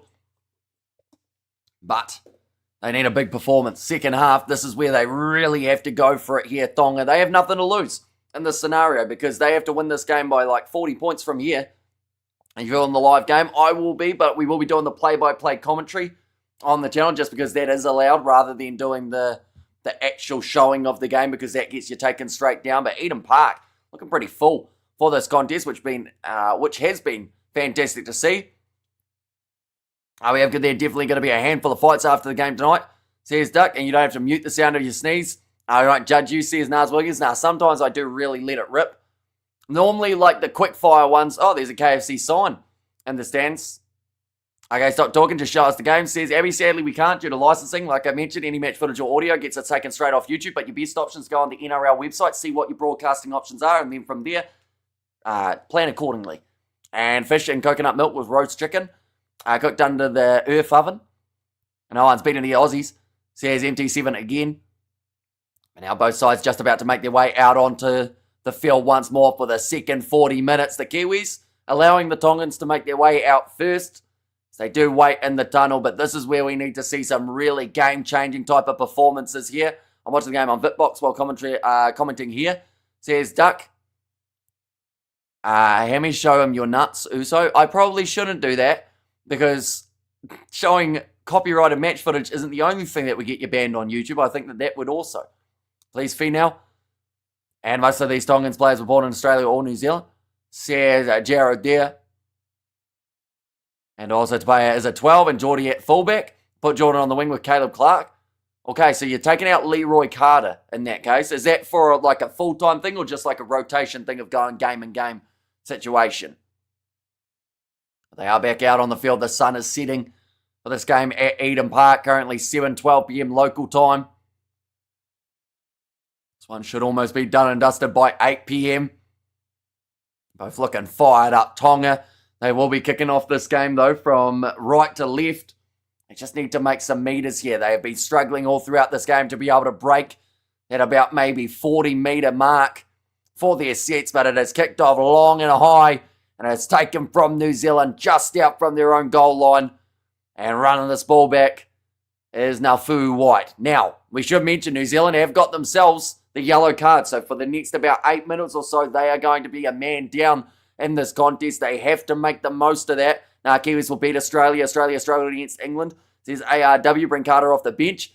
He isn't good under the high ball. That's our weakness. Geordie at fullback solves that with Clark and Jordan. Says Sports. And the thing with Leroy Carter is you could actually get away with a 6-2 split because that man can also play 9. Worst comes to worst. Now going off to the right-hand side. Now nice little step attempted there. Offload going out the back door. Another move forward from the Kiwis. They are now sitting about 55 metres gained from that set. And that is exactly what they've done all throughout this game. In fact, it was 63 metres. Nicely taken by Tonga under the high ball. Another offload. Chance to run this one forward for Daniel Tupou. He's tackled by 4 Kiwis players. Come on, Katoa. Says Moasopi there. Off to the right. Oh, that one looked a little bit high. It's like he caught him right on the chin bone. Exactly, Carter. Great utility. Assigned to humble the Tongans, send them packing, says Legion. Now another offload. Tonga trying to keep this one alive for a little bit longer here. Perhaps so they can keep that ball flowing. The gaps could open up in this New Zealand defence. Tonga have had some decent attacking chances, but it's just been those handling errors that have been costing them dearly throughout this contest for Amalosi boys. Says Angelina. Oh, Crossland. Oh, no, he's all right. He was just doing a little bit of a turtle position for the sake of another knock on from Tonga. Picked up now by Papali'i. Now stepping is McLean. Another mistake from the Tongans when it comes to their attack. Just the absolute last thing that they needed here. Down by the 22 points. Tongans better, or playing a better game than they did versus Samoa. New Zealand has just been the better team. Says Duck. Yeah, with the exception of a couple missed tackles, Tonga, they've been, of course 24-2 looks bad, right? But they've actually been solid at times. Throughout this game, they've just had their defence cut open and just dragged down there was White. I almost jinxed them about as badly as I could have, and it's not over yet. Crossland drop ball, but the penalty awarded for New Zealand. Rush defence from Tonga just a little bit too quick.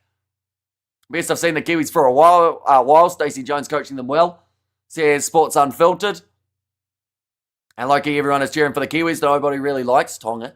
Says Risky Opinions. But of course, that's the thing. The final, it looks like it was going to be closer between New Zealand and Samoa than it was going to be between Samoa and Tonga, if that makes sense. I feel like the final was one of those ones that people wanted to see the rematch of that first round. See how much these two sides have actually learned from playing their matches. Now, ready to line this kick up. It looks like they are just willing to slow this one down, New Zealand. Ash, okay. So here's Angelina and Samoa and Kiwis will be a cracker. We are going to be covering that one on the channel. We'll be kicking off at the same time that it did this week for these two teams. But Haka, he's sitting 4 from 4 so far today off of the kicking tee. This uses up an extra minute or so off the clock. Kiwis in control. It also extends that lead back to 4 converted tries ahead for New Zealand rather than the 3 and a bit. And Haka gets that one early. New Zealand add the extra 2. 26 points to 2 now in this match. Still with that yellow card as well, we've got to remember. So that is another good reason to go for that extra 2 points rather than trying to create another attacking chance. Looks like New Zealand are not a mile away from making another interchange here as well. The Tongan flags from up 2 in there as well. Now, bouncing awkwardly, New Zealand claiming it. 5 metres out from their try line. Big collision with Willison, a youngster from the Brisbane Broncos. They mentioned before the game he's 6'6". He's 23 years of age. He's got an extremely bright future. Crossland. It's off to Papali'i. Now Crossland again will go off to the right-hand side. We're seeing quite a bit of Naufahu White since he has made his way onto the field. Rolling it back, Crossland again. Stepping was Kenny. Now White. Trying to accelerate there off the mark for Nakora.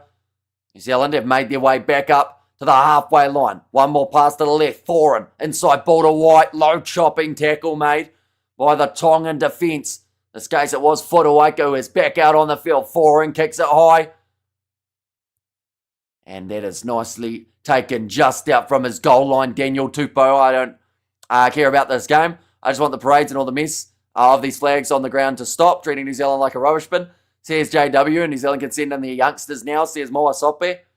Of course, injuries can play a little bit of a factor in the Pacific Championships comp. You don't want to have guys undercooked heading into that final, and that's going to be the penalty going against New Zealand. Quick tap taken by Tonga, making some more metres. Willison moving up to the halfway line now for Tonga. In fact, making some very good post-contact metres there too. Now another step attempted, this time from Katoa. I would say that this is probably going to be the best set that Tonga have had throughout this whole match so far, because they have already made about probably 70 metres or so, maybe 60.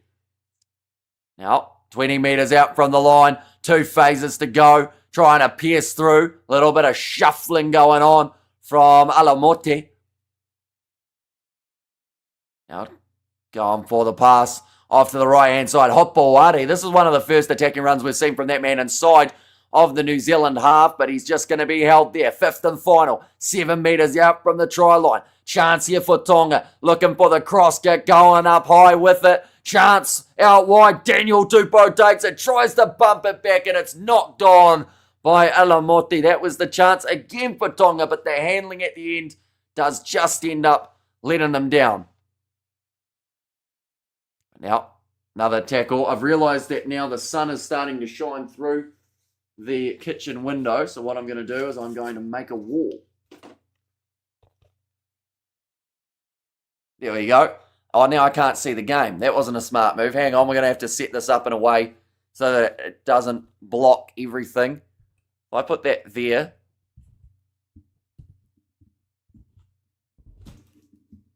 Maybe, maybe not. Sit and stay. There we go. That's a bit of Kiwi ingenuity. I've created my own little screen, ladies and gents, so that the sun from that window does not come in. That was a big shot there coming in on McLean, and it actually forced the error for Fotuaika. Put it in the hip. Now there is going to be the scrum feed for the Tongans. And Tonga as well, says Layla there. Oh, no. Wait. Oh, no, never mind. My apologies. I thought that Tonga just got penalised, but it was actually because New Zealand weren't ready for the scrum. So far, we've seen running meters almost doubled for New Zealand throughout this match in the early stages. 48 minutes through. Tonga, they will be kicking this one into touch. We've got the Tongan flags coming through from Thomas, from Moasope, from Mele. Everyone going for the Tongans. And they're at the moment. Now, Kalfusi. Out there, 22 metres out from the try line. Off to the left again. Short little pop pass. The hands of Seula Wong. This is going to be the second tackle. Passed on the inside. He's over the line. And they will score the try. Fotuaika scores it. And the crowd have come alive now at Eden Park. How many more minutes left? Still another 32 minutes remaining in this contest. And Tonga have got themselves their first try of the many that they will require. Tonga vs Samoa was spicy. There was a bit of feeling in that contest and also quite a bit of lightning around the ground. We had that hour and 40-minute delay. We did have to fill in. And finally, says Moasope there. And Wahoo says Melee in there too. But a good flat pass into the hands of Fotuaika, who knew where the try line was. But it was that piercing run initially from Sonny Luke. And then got that ball down over the try line there. And also more and more miracles. Says Melee there, and Yay says Heki. New Zealand, they have still got the one man in the bin at the moment with the yellow card. That kick has gone over, making the score now sitting 8 points to the 26. Scoreboard is completely wrong at the moment. Hopefully it adds the extra 4. Well, there go. The Kiwi says Yarns there. And Joe says Angelina. And also nice, at least they got one try. Says Duck, and $2 for Tonga, nothing higher. Says Legion. Is the scoreboard going to go 2 more? It seems like it's stopping on 6. But Tonga actually, oh no, there we go. Just as I said that, did update to the 8. We do see Clark now making his way back from the bin. Be a bit frustrated with the fact that he did get taken off of the park during that time. Tonga were able to get themselves 8 points. The crowd looking straight into the sun on one side of the field. That man in the Santa suit with the Tongan sunglasses, he has been at every game for the Tongans at this point, whether it's in New Zealand or in Australia. That one's kicked off long and down. It's dead from New Zealand, or is it?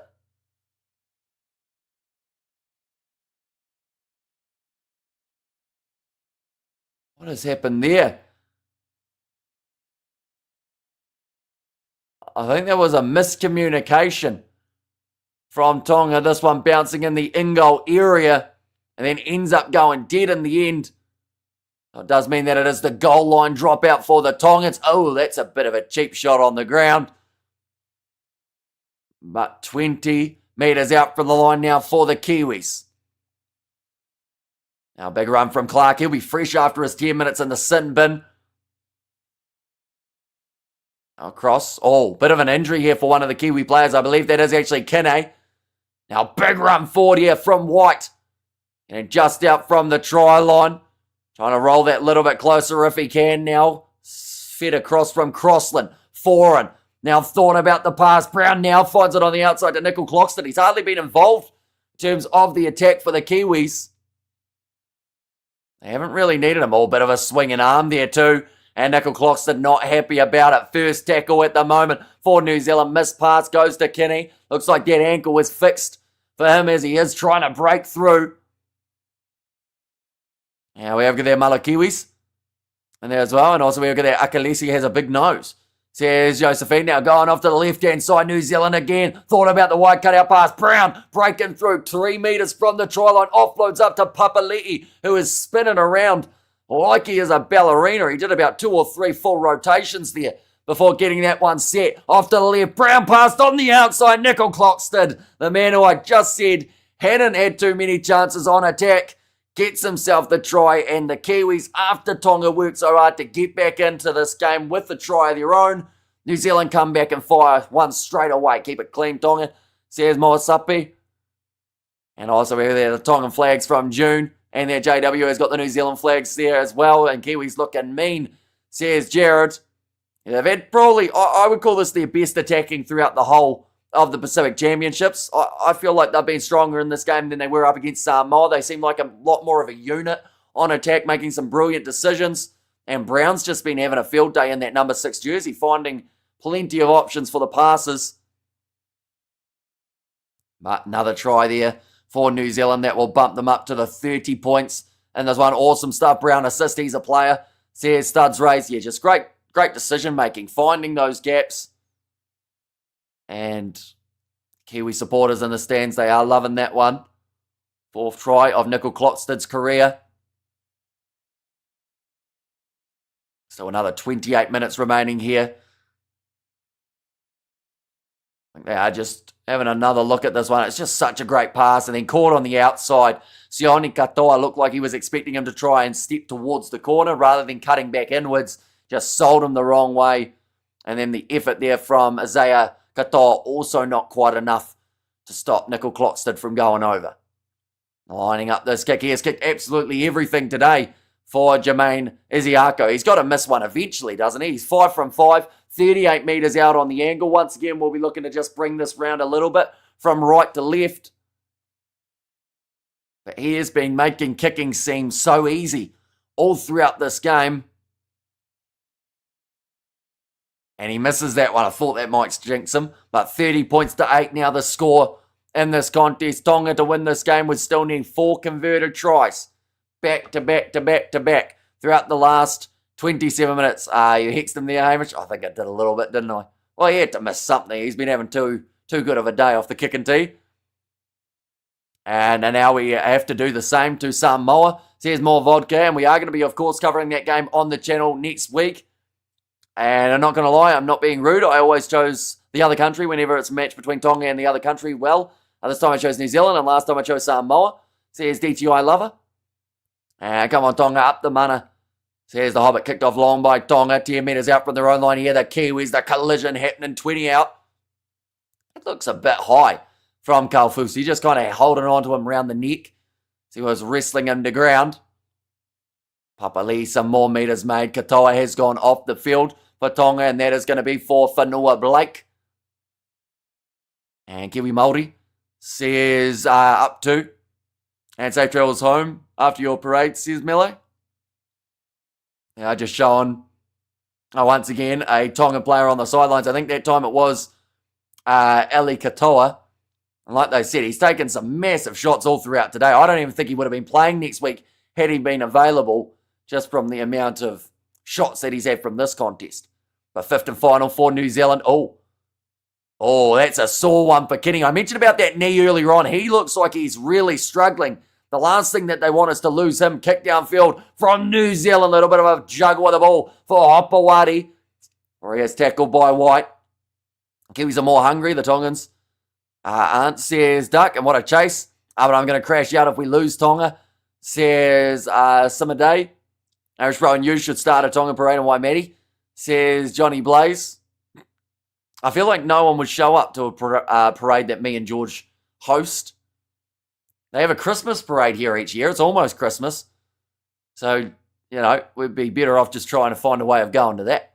And no Mully, says a cheddar there. A Pacific Champ should be 6 nations: New Zealand, Samoa, Tonga, Fiji, and Cook Islands. New Zealand. So what are you doing with Australia? You having Australia in there, or you're not including them? I guess if they're doing the Ashes each year, you're going with, I assume. There's going to be the ball now for Tonga.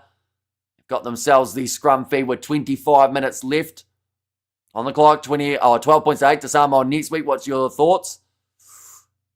I do like the idea of a close game between the two sides, and I do think that Samoa played very well up against Tonga. New Zealand have played very well up against Tonga, so I feel like if that game's separated by 6 or less, I'm a very happy man.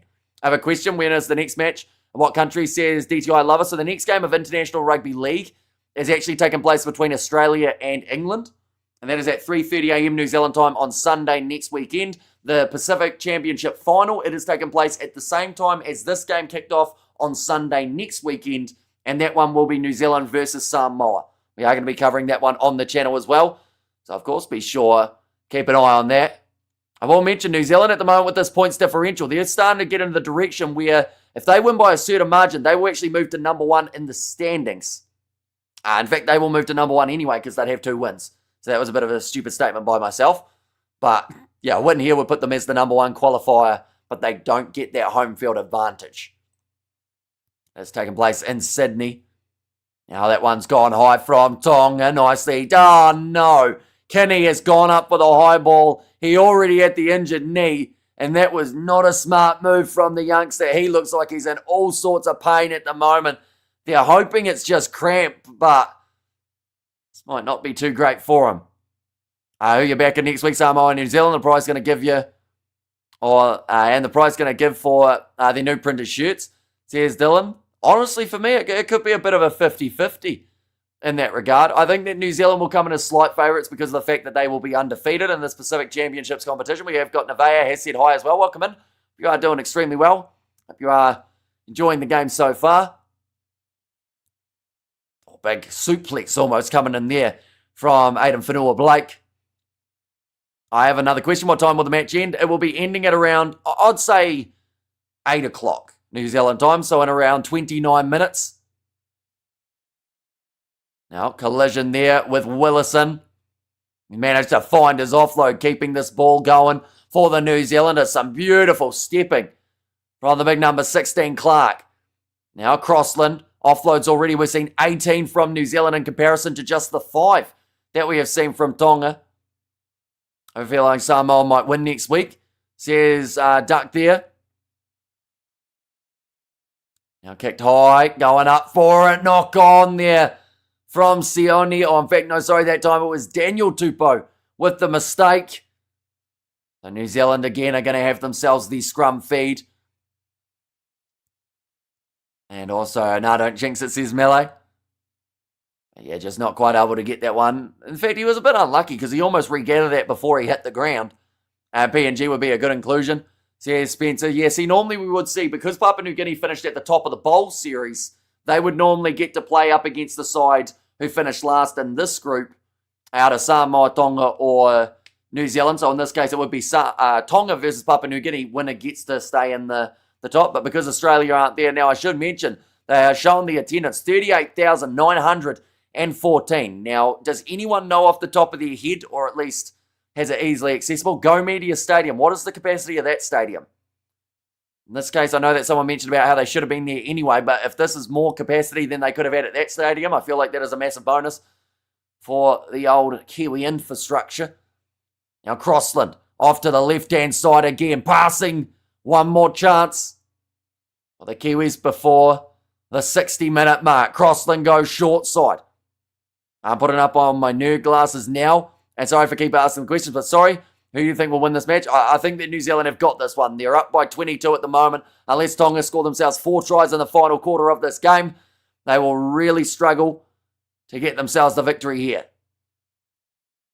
It's going to be well defended by Tonga. Crossland going short side. Foreign going for that chip in behind. New Zealand jumping up for it. Tonga trying to slap it dead, and in the end being able to do so with Whenua-Blake.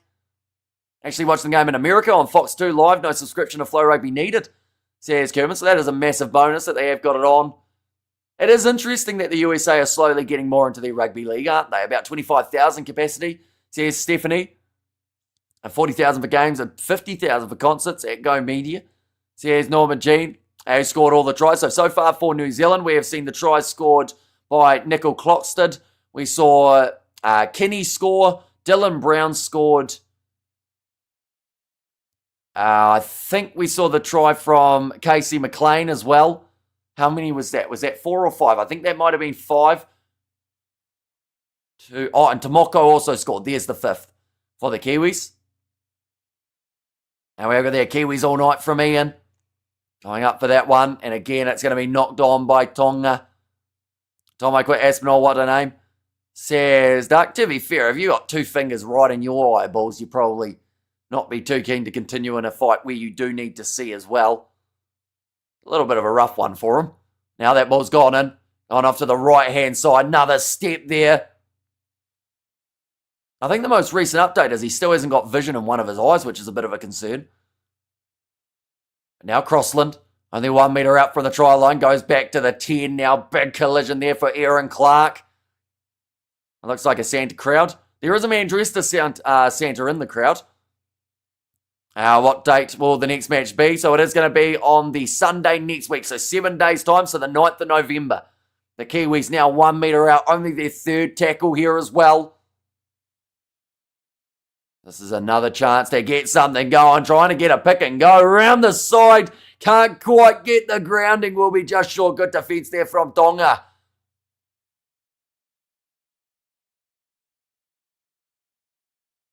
Oh.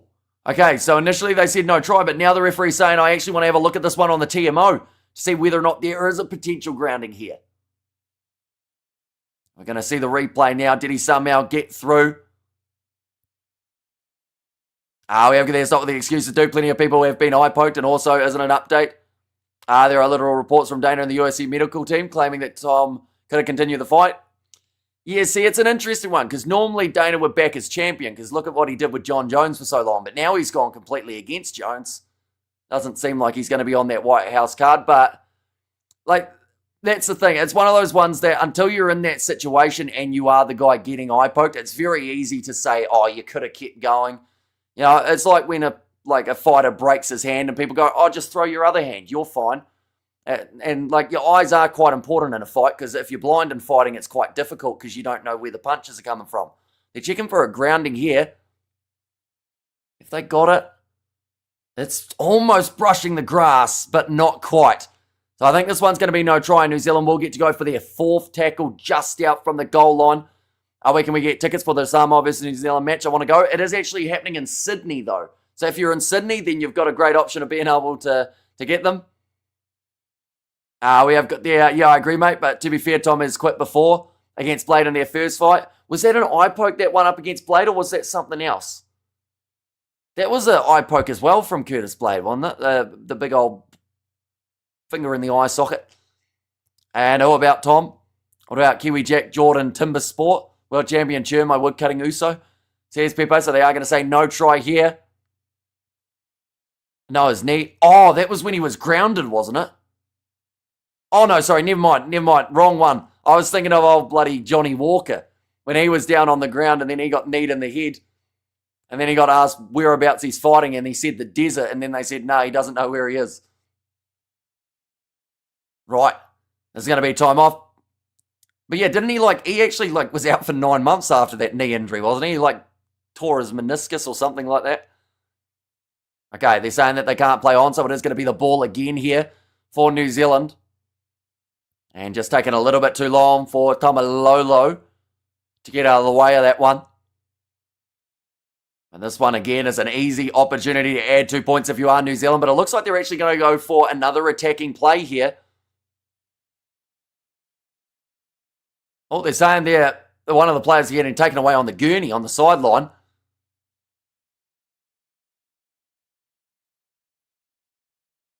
They're taking him to hospital. I didn't actually catch whose name that was. Who they are taken away to hospital, but that sounds relatively serious. Now going off to the left-hand side, another step on the inside from McLean. He's driven, almost did a touch. I think he's almost kept that ball alive. Although, they did say just out, but they'll go back for another penalty.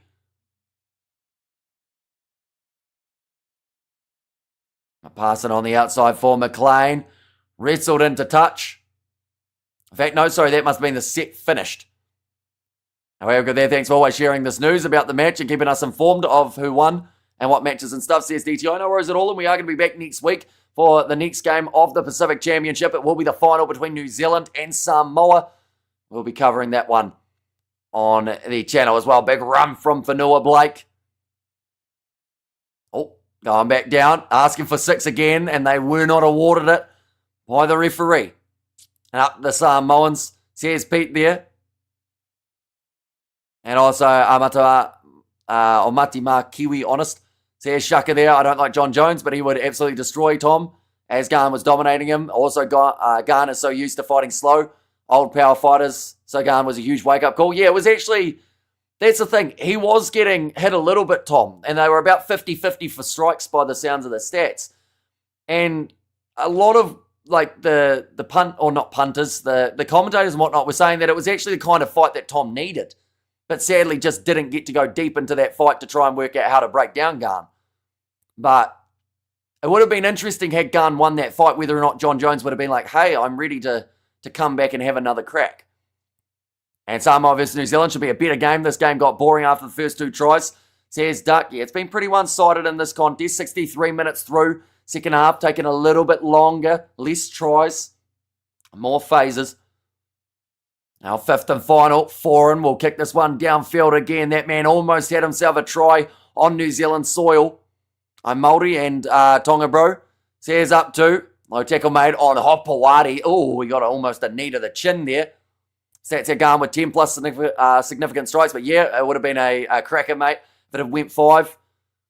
Yeah. Because that's the thing. What's Tom's longest fight before this one? I don't think he's gone to a decision, has he? Only got 2 more fights left on his contract. He wants to move to boxing. Says Duck. Going off to the left-hand side. Here comes Jason Tamalolo. He bumps off Brown. In fact, it might have been Foreign who went flying. He went that quickly. We didn't even see him. Now off to the left. Big shot in the middle of the field on Halasima.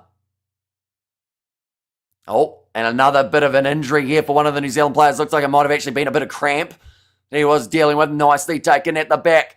Now another step. Is that still Kinney? I don't know if that man... No, he's still limping. Get him off the field if you're New Zealand. Or else he's going to do some damage to himself and probably end up missing the next game up against Samoa.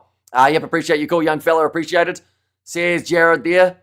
And yeah, we are going to be back next week. That game between Samoa and New Zealand. It's going to be such a physical one. They go head-to-head. Appreciate your content, sir. Says Haka there. Yeah, plenty more coming. We're covering Rugby Union next weekend as well for the November Internationals. Plenty of games taking place. New Zealand versus Scotland. South Africa versus France. And like I said, that New Zealand versus Samoa matchup as well.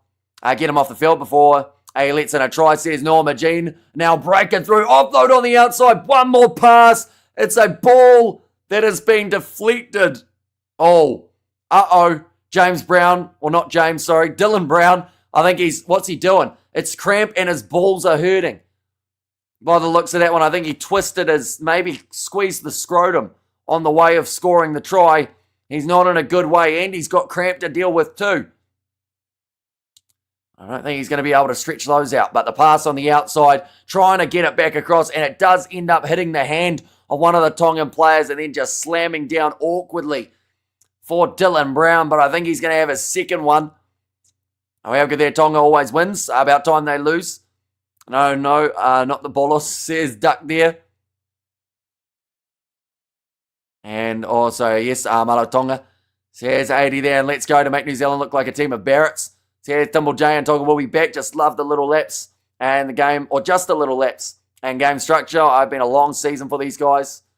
Well, it's been, sorry, says Jared. They're just checking to see if... Nah, he never got a hand on that one for Dylan Brown. Checking if he slammed it down. He certainly did. And then the crunch. Oh, it might have actually been a bit higher than the groinal area. It might have actually been in the back that he received a bit of an elbow. Salted oranges. For the cramps at halftime. And also we have there who scored Tongan's try. So just that one try for the Tongans so far, scored by Fotuaika was the man who got over in the end. Lining up this kick though, 34 points to 8. He downed the ball on his nuts, says Kerman. And Tonga needs to relax this year, let the others shine. I remember when Tonga beat the Kiwis, the parades went crazy. That was just last year as well. 25 points to 24. Tonga had a massive lead. New Zealand fired back, and then Tonga getting that drop kick near the end of the game to be able to win it for themselves. And too much for Tonga now. They're playing dirty, says Tom. And also calling Dylan Brown James Brown is a real funk. Great call, my man, says Leighton. But now, it's going to make the score 36 points to 8. Hapawadi sucks, honestly. He hasn't been anywhere near as involved in this game as I thought he would be, if I'm being completely honest. Like, from the back three, you would think he would be one of the most active. Shot bro for commentary up the Kiwis. Solid to Tonga. Now ready to kick this one off. Crossland. He will make his way onto the field. That is going to be for Foreign. Oh, going up for that ball, and Tonga managing to get the possession now, running down the wing. Offload on the inside as he was about to be driven into touch. And it's going to be knocked on by Tonga. Just a few too many mistakes coming here from this Tongan side throughout this matchup. In fact, more than just a few. There's been a lot of mistakes. Malole Whamalosi says 80 there, and Opawari needs to poke some mullies. Live up to his last name, says Duck. We have their winners. Tonga going to bring on these nuts. Here is 15 from the Tongans in this game compared to the 9, in fact, from New Zealand. 45 metres out from the try line. This is where New Zealand, they will feel like they can still get towards that 40 mark in this contest. Plenty of time remaining. And up the Samoa, says Kapeleele. Back across to the right. It's going to be another low tackle made. Now Clark going off there to White. Offload on the inside to Clark. He just puts it down. Couldn't quite bring it back in. And it's going to be another scrum now. You speak the lingo, Hamish. Says Pete P there. And I'm so old, I can sit on my nuts. You know when you start reading a comment and about halfway through you realise you probably shouldn't have read it? That was that comment. And Tonga tired. Blow that whistle, ref, says Melee. Honestly, the second half's taken a little while to get through. For these two sides, Tonga, they will be feeling that fatigue. So will the Kiwis. They had a few moments before where they did look like they were fully struggling in terms of those cramps. Still another 12 minutes left on the board. Crossland makes the tackle on Daniel Tupou. The crowd are currently having a good old sing-along. Now we have got there your far Samoa bro bang on, says Pete, and 685 on your speakers, says 80. And why are we still talking about nuts? That's a brilliant question. Going off to the left-hand side, Tonga trying to shovel it on. Mistake made. They do lose a bit more meterage before Alamoti was able to clean it up. He is held on to by Ziako. Sun is fully set now at the game. And Tonga's chances in the Pacific Championships, they have pretty much set as well. From here, they would have to win this game by around 17 points. So they need another about 40 points in the last 11 minutes to be able to keep their momentum going in the Pacific Championships. But it doesn't look likely at the moment. Nickel Clockston going now with the step through the middle, tackle low by... Who was that? I think that was Seua Wong who made the tackle there. Now running it forward, James Fisher-Harris, the captain, back out there on the field for the Kiwis. Now Crossland going off to the short side. Nice step from Kenny. I still don't know why that man is still on the field. I feel like he's going to hurt himself. I'll be humble, most deaf.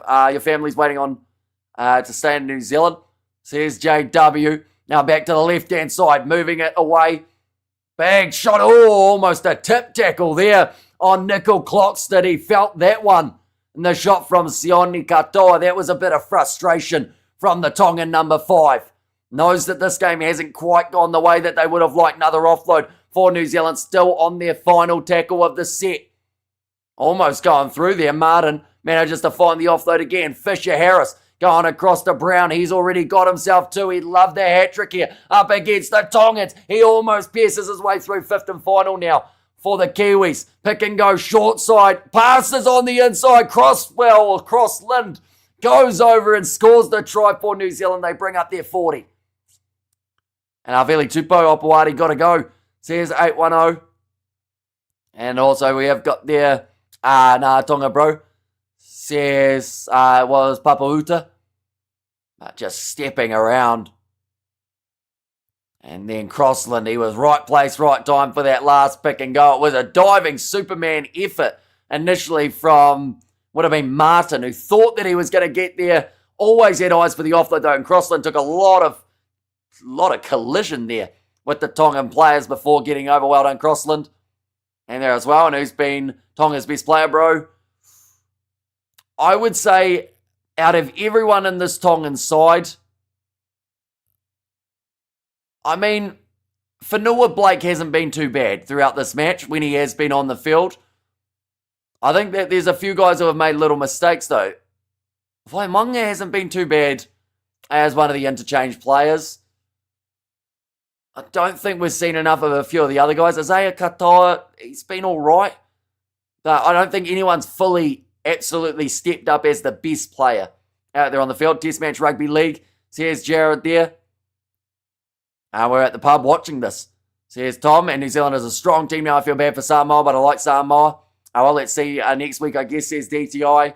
And last time that those two sides, New Zealand and Samoa, played, it was extremely close. This next game for next week's final could be no different. That kick, curving around, hits the post and bounces away, so the score will remain with it sitting 40 points to 8 with just the 8 minutes now remaining on the clock.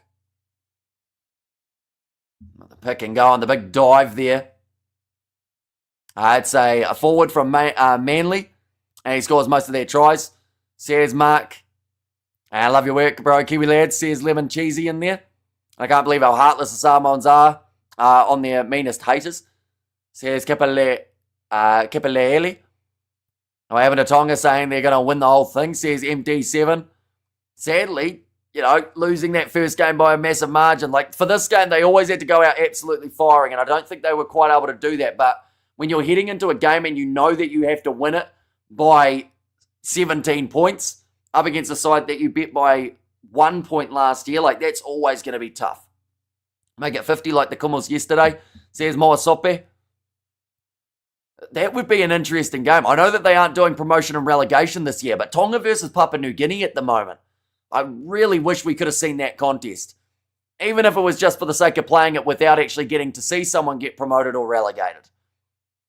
Oh, that one's going to be dropped by New Zealand. They've had almost an extra 1,000 running meters in this game compared to Tonga, who are still sitting around that 755 mark. We have good there. Hi, Mr. Kiwi Sir. Sorry for missing yesterday's Springbok stream. I had to unfortunately study. I'm writing 4 3-hour papers this week. Well, hopefully it is all going well for you. But yeah, I'm sure we'll end up catching up with you at some point throughout November, so don't feel too stressed if you have to miss streams for the sake of getting the study and whatnot done. If Tonga was if Samoa was in the Tongan position, I would be roasting them. It goes both ways. Says Duck. Now, 7 minutes now left on the clock. Tackle made on Penisini. And New Zealand, their defence has been solid all throughout this. How many viewers do you currently show? Says Jared, for myself, it's just over the 500 mark on this live stream, which is very impressive. The fact that this is only our third game of rugby league in about probably 2 years or so. But yeah, this has been a great tournament to be able to follow, and that final I think is going to be absolutely awesome too. We will be doing that one next week on the channel as well. This one passed out wide. Chance now, big opportunity, finding a break in the line. This could be the try out wide for Seua Wong. Look for the offload, but it's gone into the hands of McLean. A big chance, but again, just narrowly missing out for this Tongan attack. And that's pretty much summarised their whole game. Getting close, but then not quite being able to get either that last pass or that last meter that they would require. He had to offload it. He was going to get driven into touch either way. And then ended up finding the hands of McLean. No option but to run that one back on Samoa. This game has been thus far an intense one. Win or lose, MMT have done us proud as a Pacific nation. Says Trins, yeah, it's absolutely awesome always seeing these sides go head to head.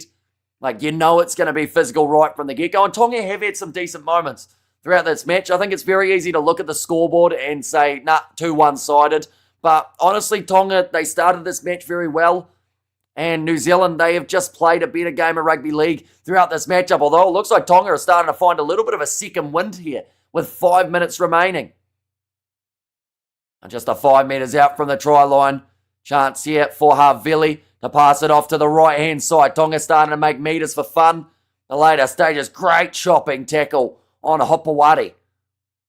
Now Havili, again going off to the left-hand side. Katoa shovels it on to the left. Skip pass out wide. Beautiful hands from Daniel Tupou. And he will finish it in the corner. Tonga get their second.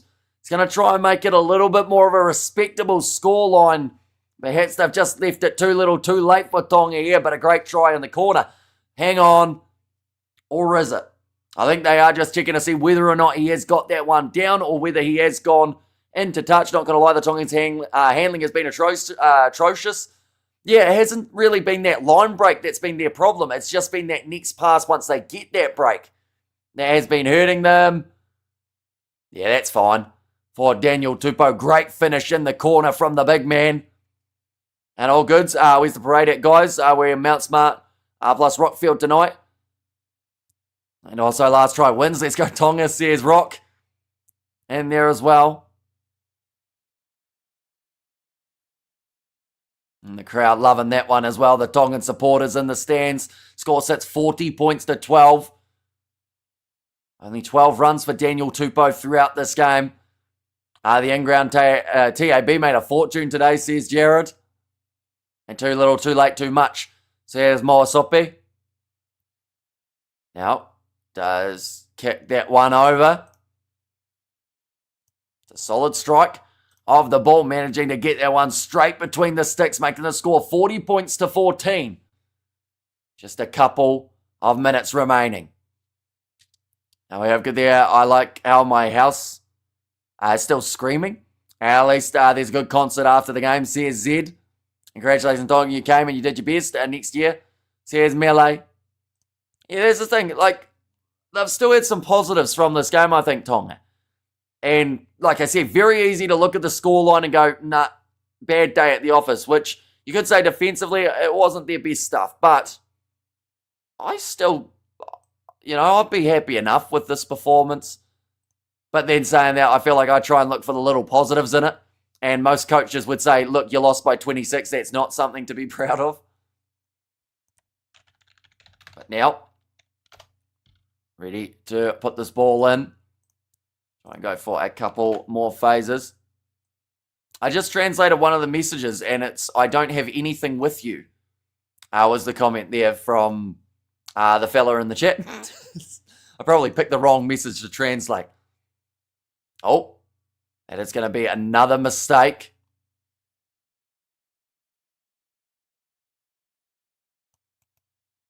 It's an interesting one. They've pretty much been warned there. But 176 runs from New Zealand. Almost 1,000 metres here for the Tongans. And that's how Hamish says, Melee. Yeah, just the 3 minutes remaining. Are there any other games today? No other games whatsoever. Showing the concert probably would get more views.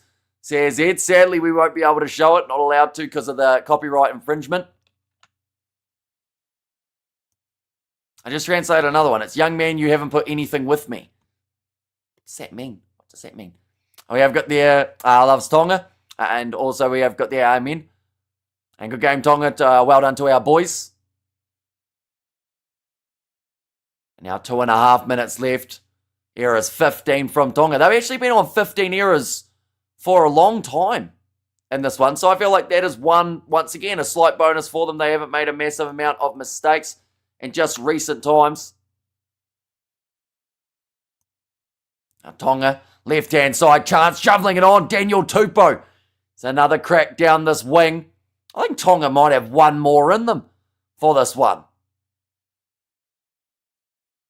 20 metres out from New Zealand's line. Short side chance for Tonga, getting chopped down in an awkward manner though. Now 10 metres out. Can they find their way through one more time? Tamalolo goes straight at, I believe that would have been Moses Leota, who was laughing at Tamalolo as he got bumped off. Those two absolutely loving it. Going head to head, and there's another knock on from Tonga. And it will be now the New Zealand scrum. It has happened again, Tonga. We're close to getting that opportunity going. As an us, a whooping from New Zealand. Dwayne is back. Says Dwayne, welcome back, Dwayne. What did you think of this game? Leota It's not very often you see guys getting bumped off and smiling about it, going, hit me again, please. But they made eye contact, those two, as well. He was almost giving him the Ric Flair woo afterwards as well, trying to fire him up a little bit more there, Leota. It's probably easy to talk when you are ahead by 26 points with 1 minute remaining. Now wrestling down Tomoko.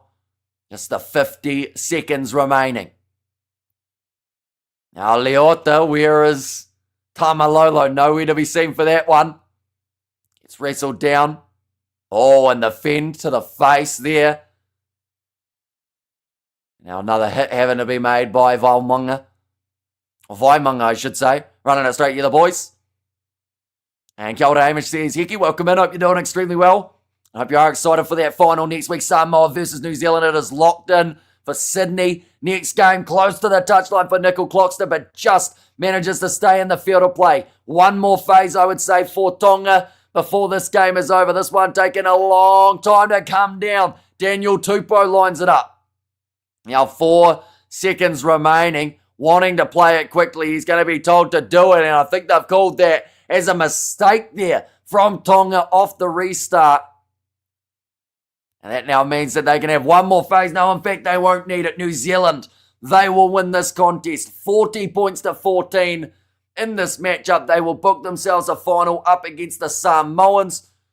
They will be thoroughly looking forward to going head-to-head with, just like they did in the first round of the Pacific Nations Cup. It's been an eventful game. New Zealand, they were clinical, almost more clinical than we have seen them for quite some time, whereas for the Tongans, they had a couple good moments, but just those handling errors, slipping away the chances that they could have had to get back into this game. But that game next week between New Zealand and Samoa, it is going to be taking place at 6:05 p.m. New Zealand time on Sunday, so the exact same time that this game kicked off.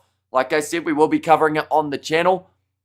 And thanks, Hamish. See you another time. Says Studs Rays there and top lad Sir on you. God bless. Says Shaka there. And have an amazing night, brother. Says Wayne, you too. And good one for the New Zealanders today. ABs, Ireland and the Kiwis. Says Johnny Blaze. And Katoa got exposed. And GT both teams cheer Hamish. And up the Kiwis, no horns tonight. And also we have got the awesome Kiwis. Let's go next week. Woo. And excellent non-biased commentary from the Kiwi lads. Says Rupe. And there as well. And tell you what, that game next week, it's going to be great.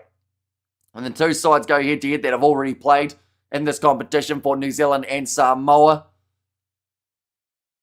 Oh, we had a sign in the crowd from, I think it was someone going for Tonga, which said, cook the Kiwis Kiwi fried chicken, which at this stage is not quite the reality of this contest. But nonetheless, I do thank you all very much for tuning in. Have a good one, guys. Also, cheer for the stream. Hamish, you're a good bloke. Says Tom there. And yeah, hopefully we will see some of you guys for next week's final. And Kiwis book their place in next week's final after a dominant win over Tonga is the headline there. Great commentary this weekend, H. Cheers, mate.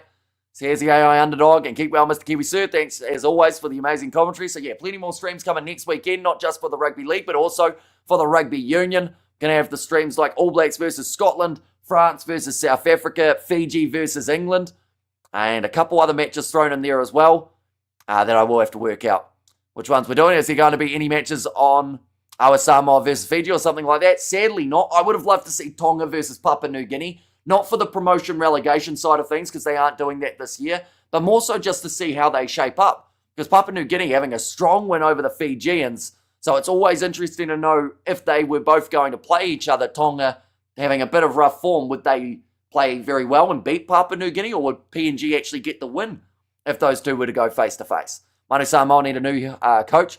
Says Pete B. Hamish deserves a commentary spot on Fox League. Says Xander.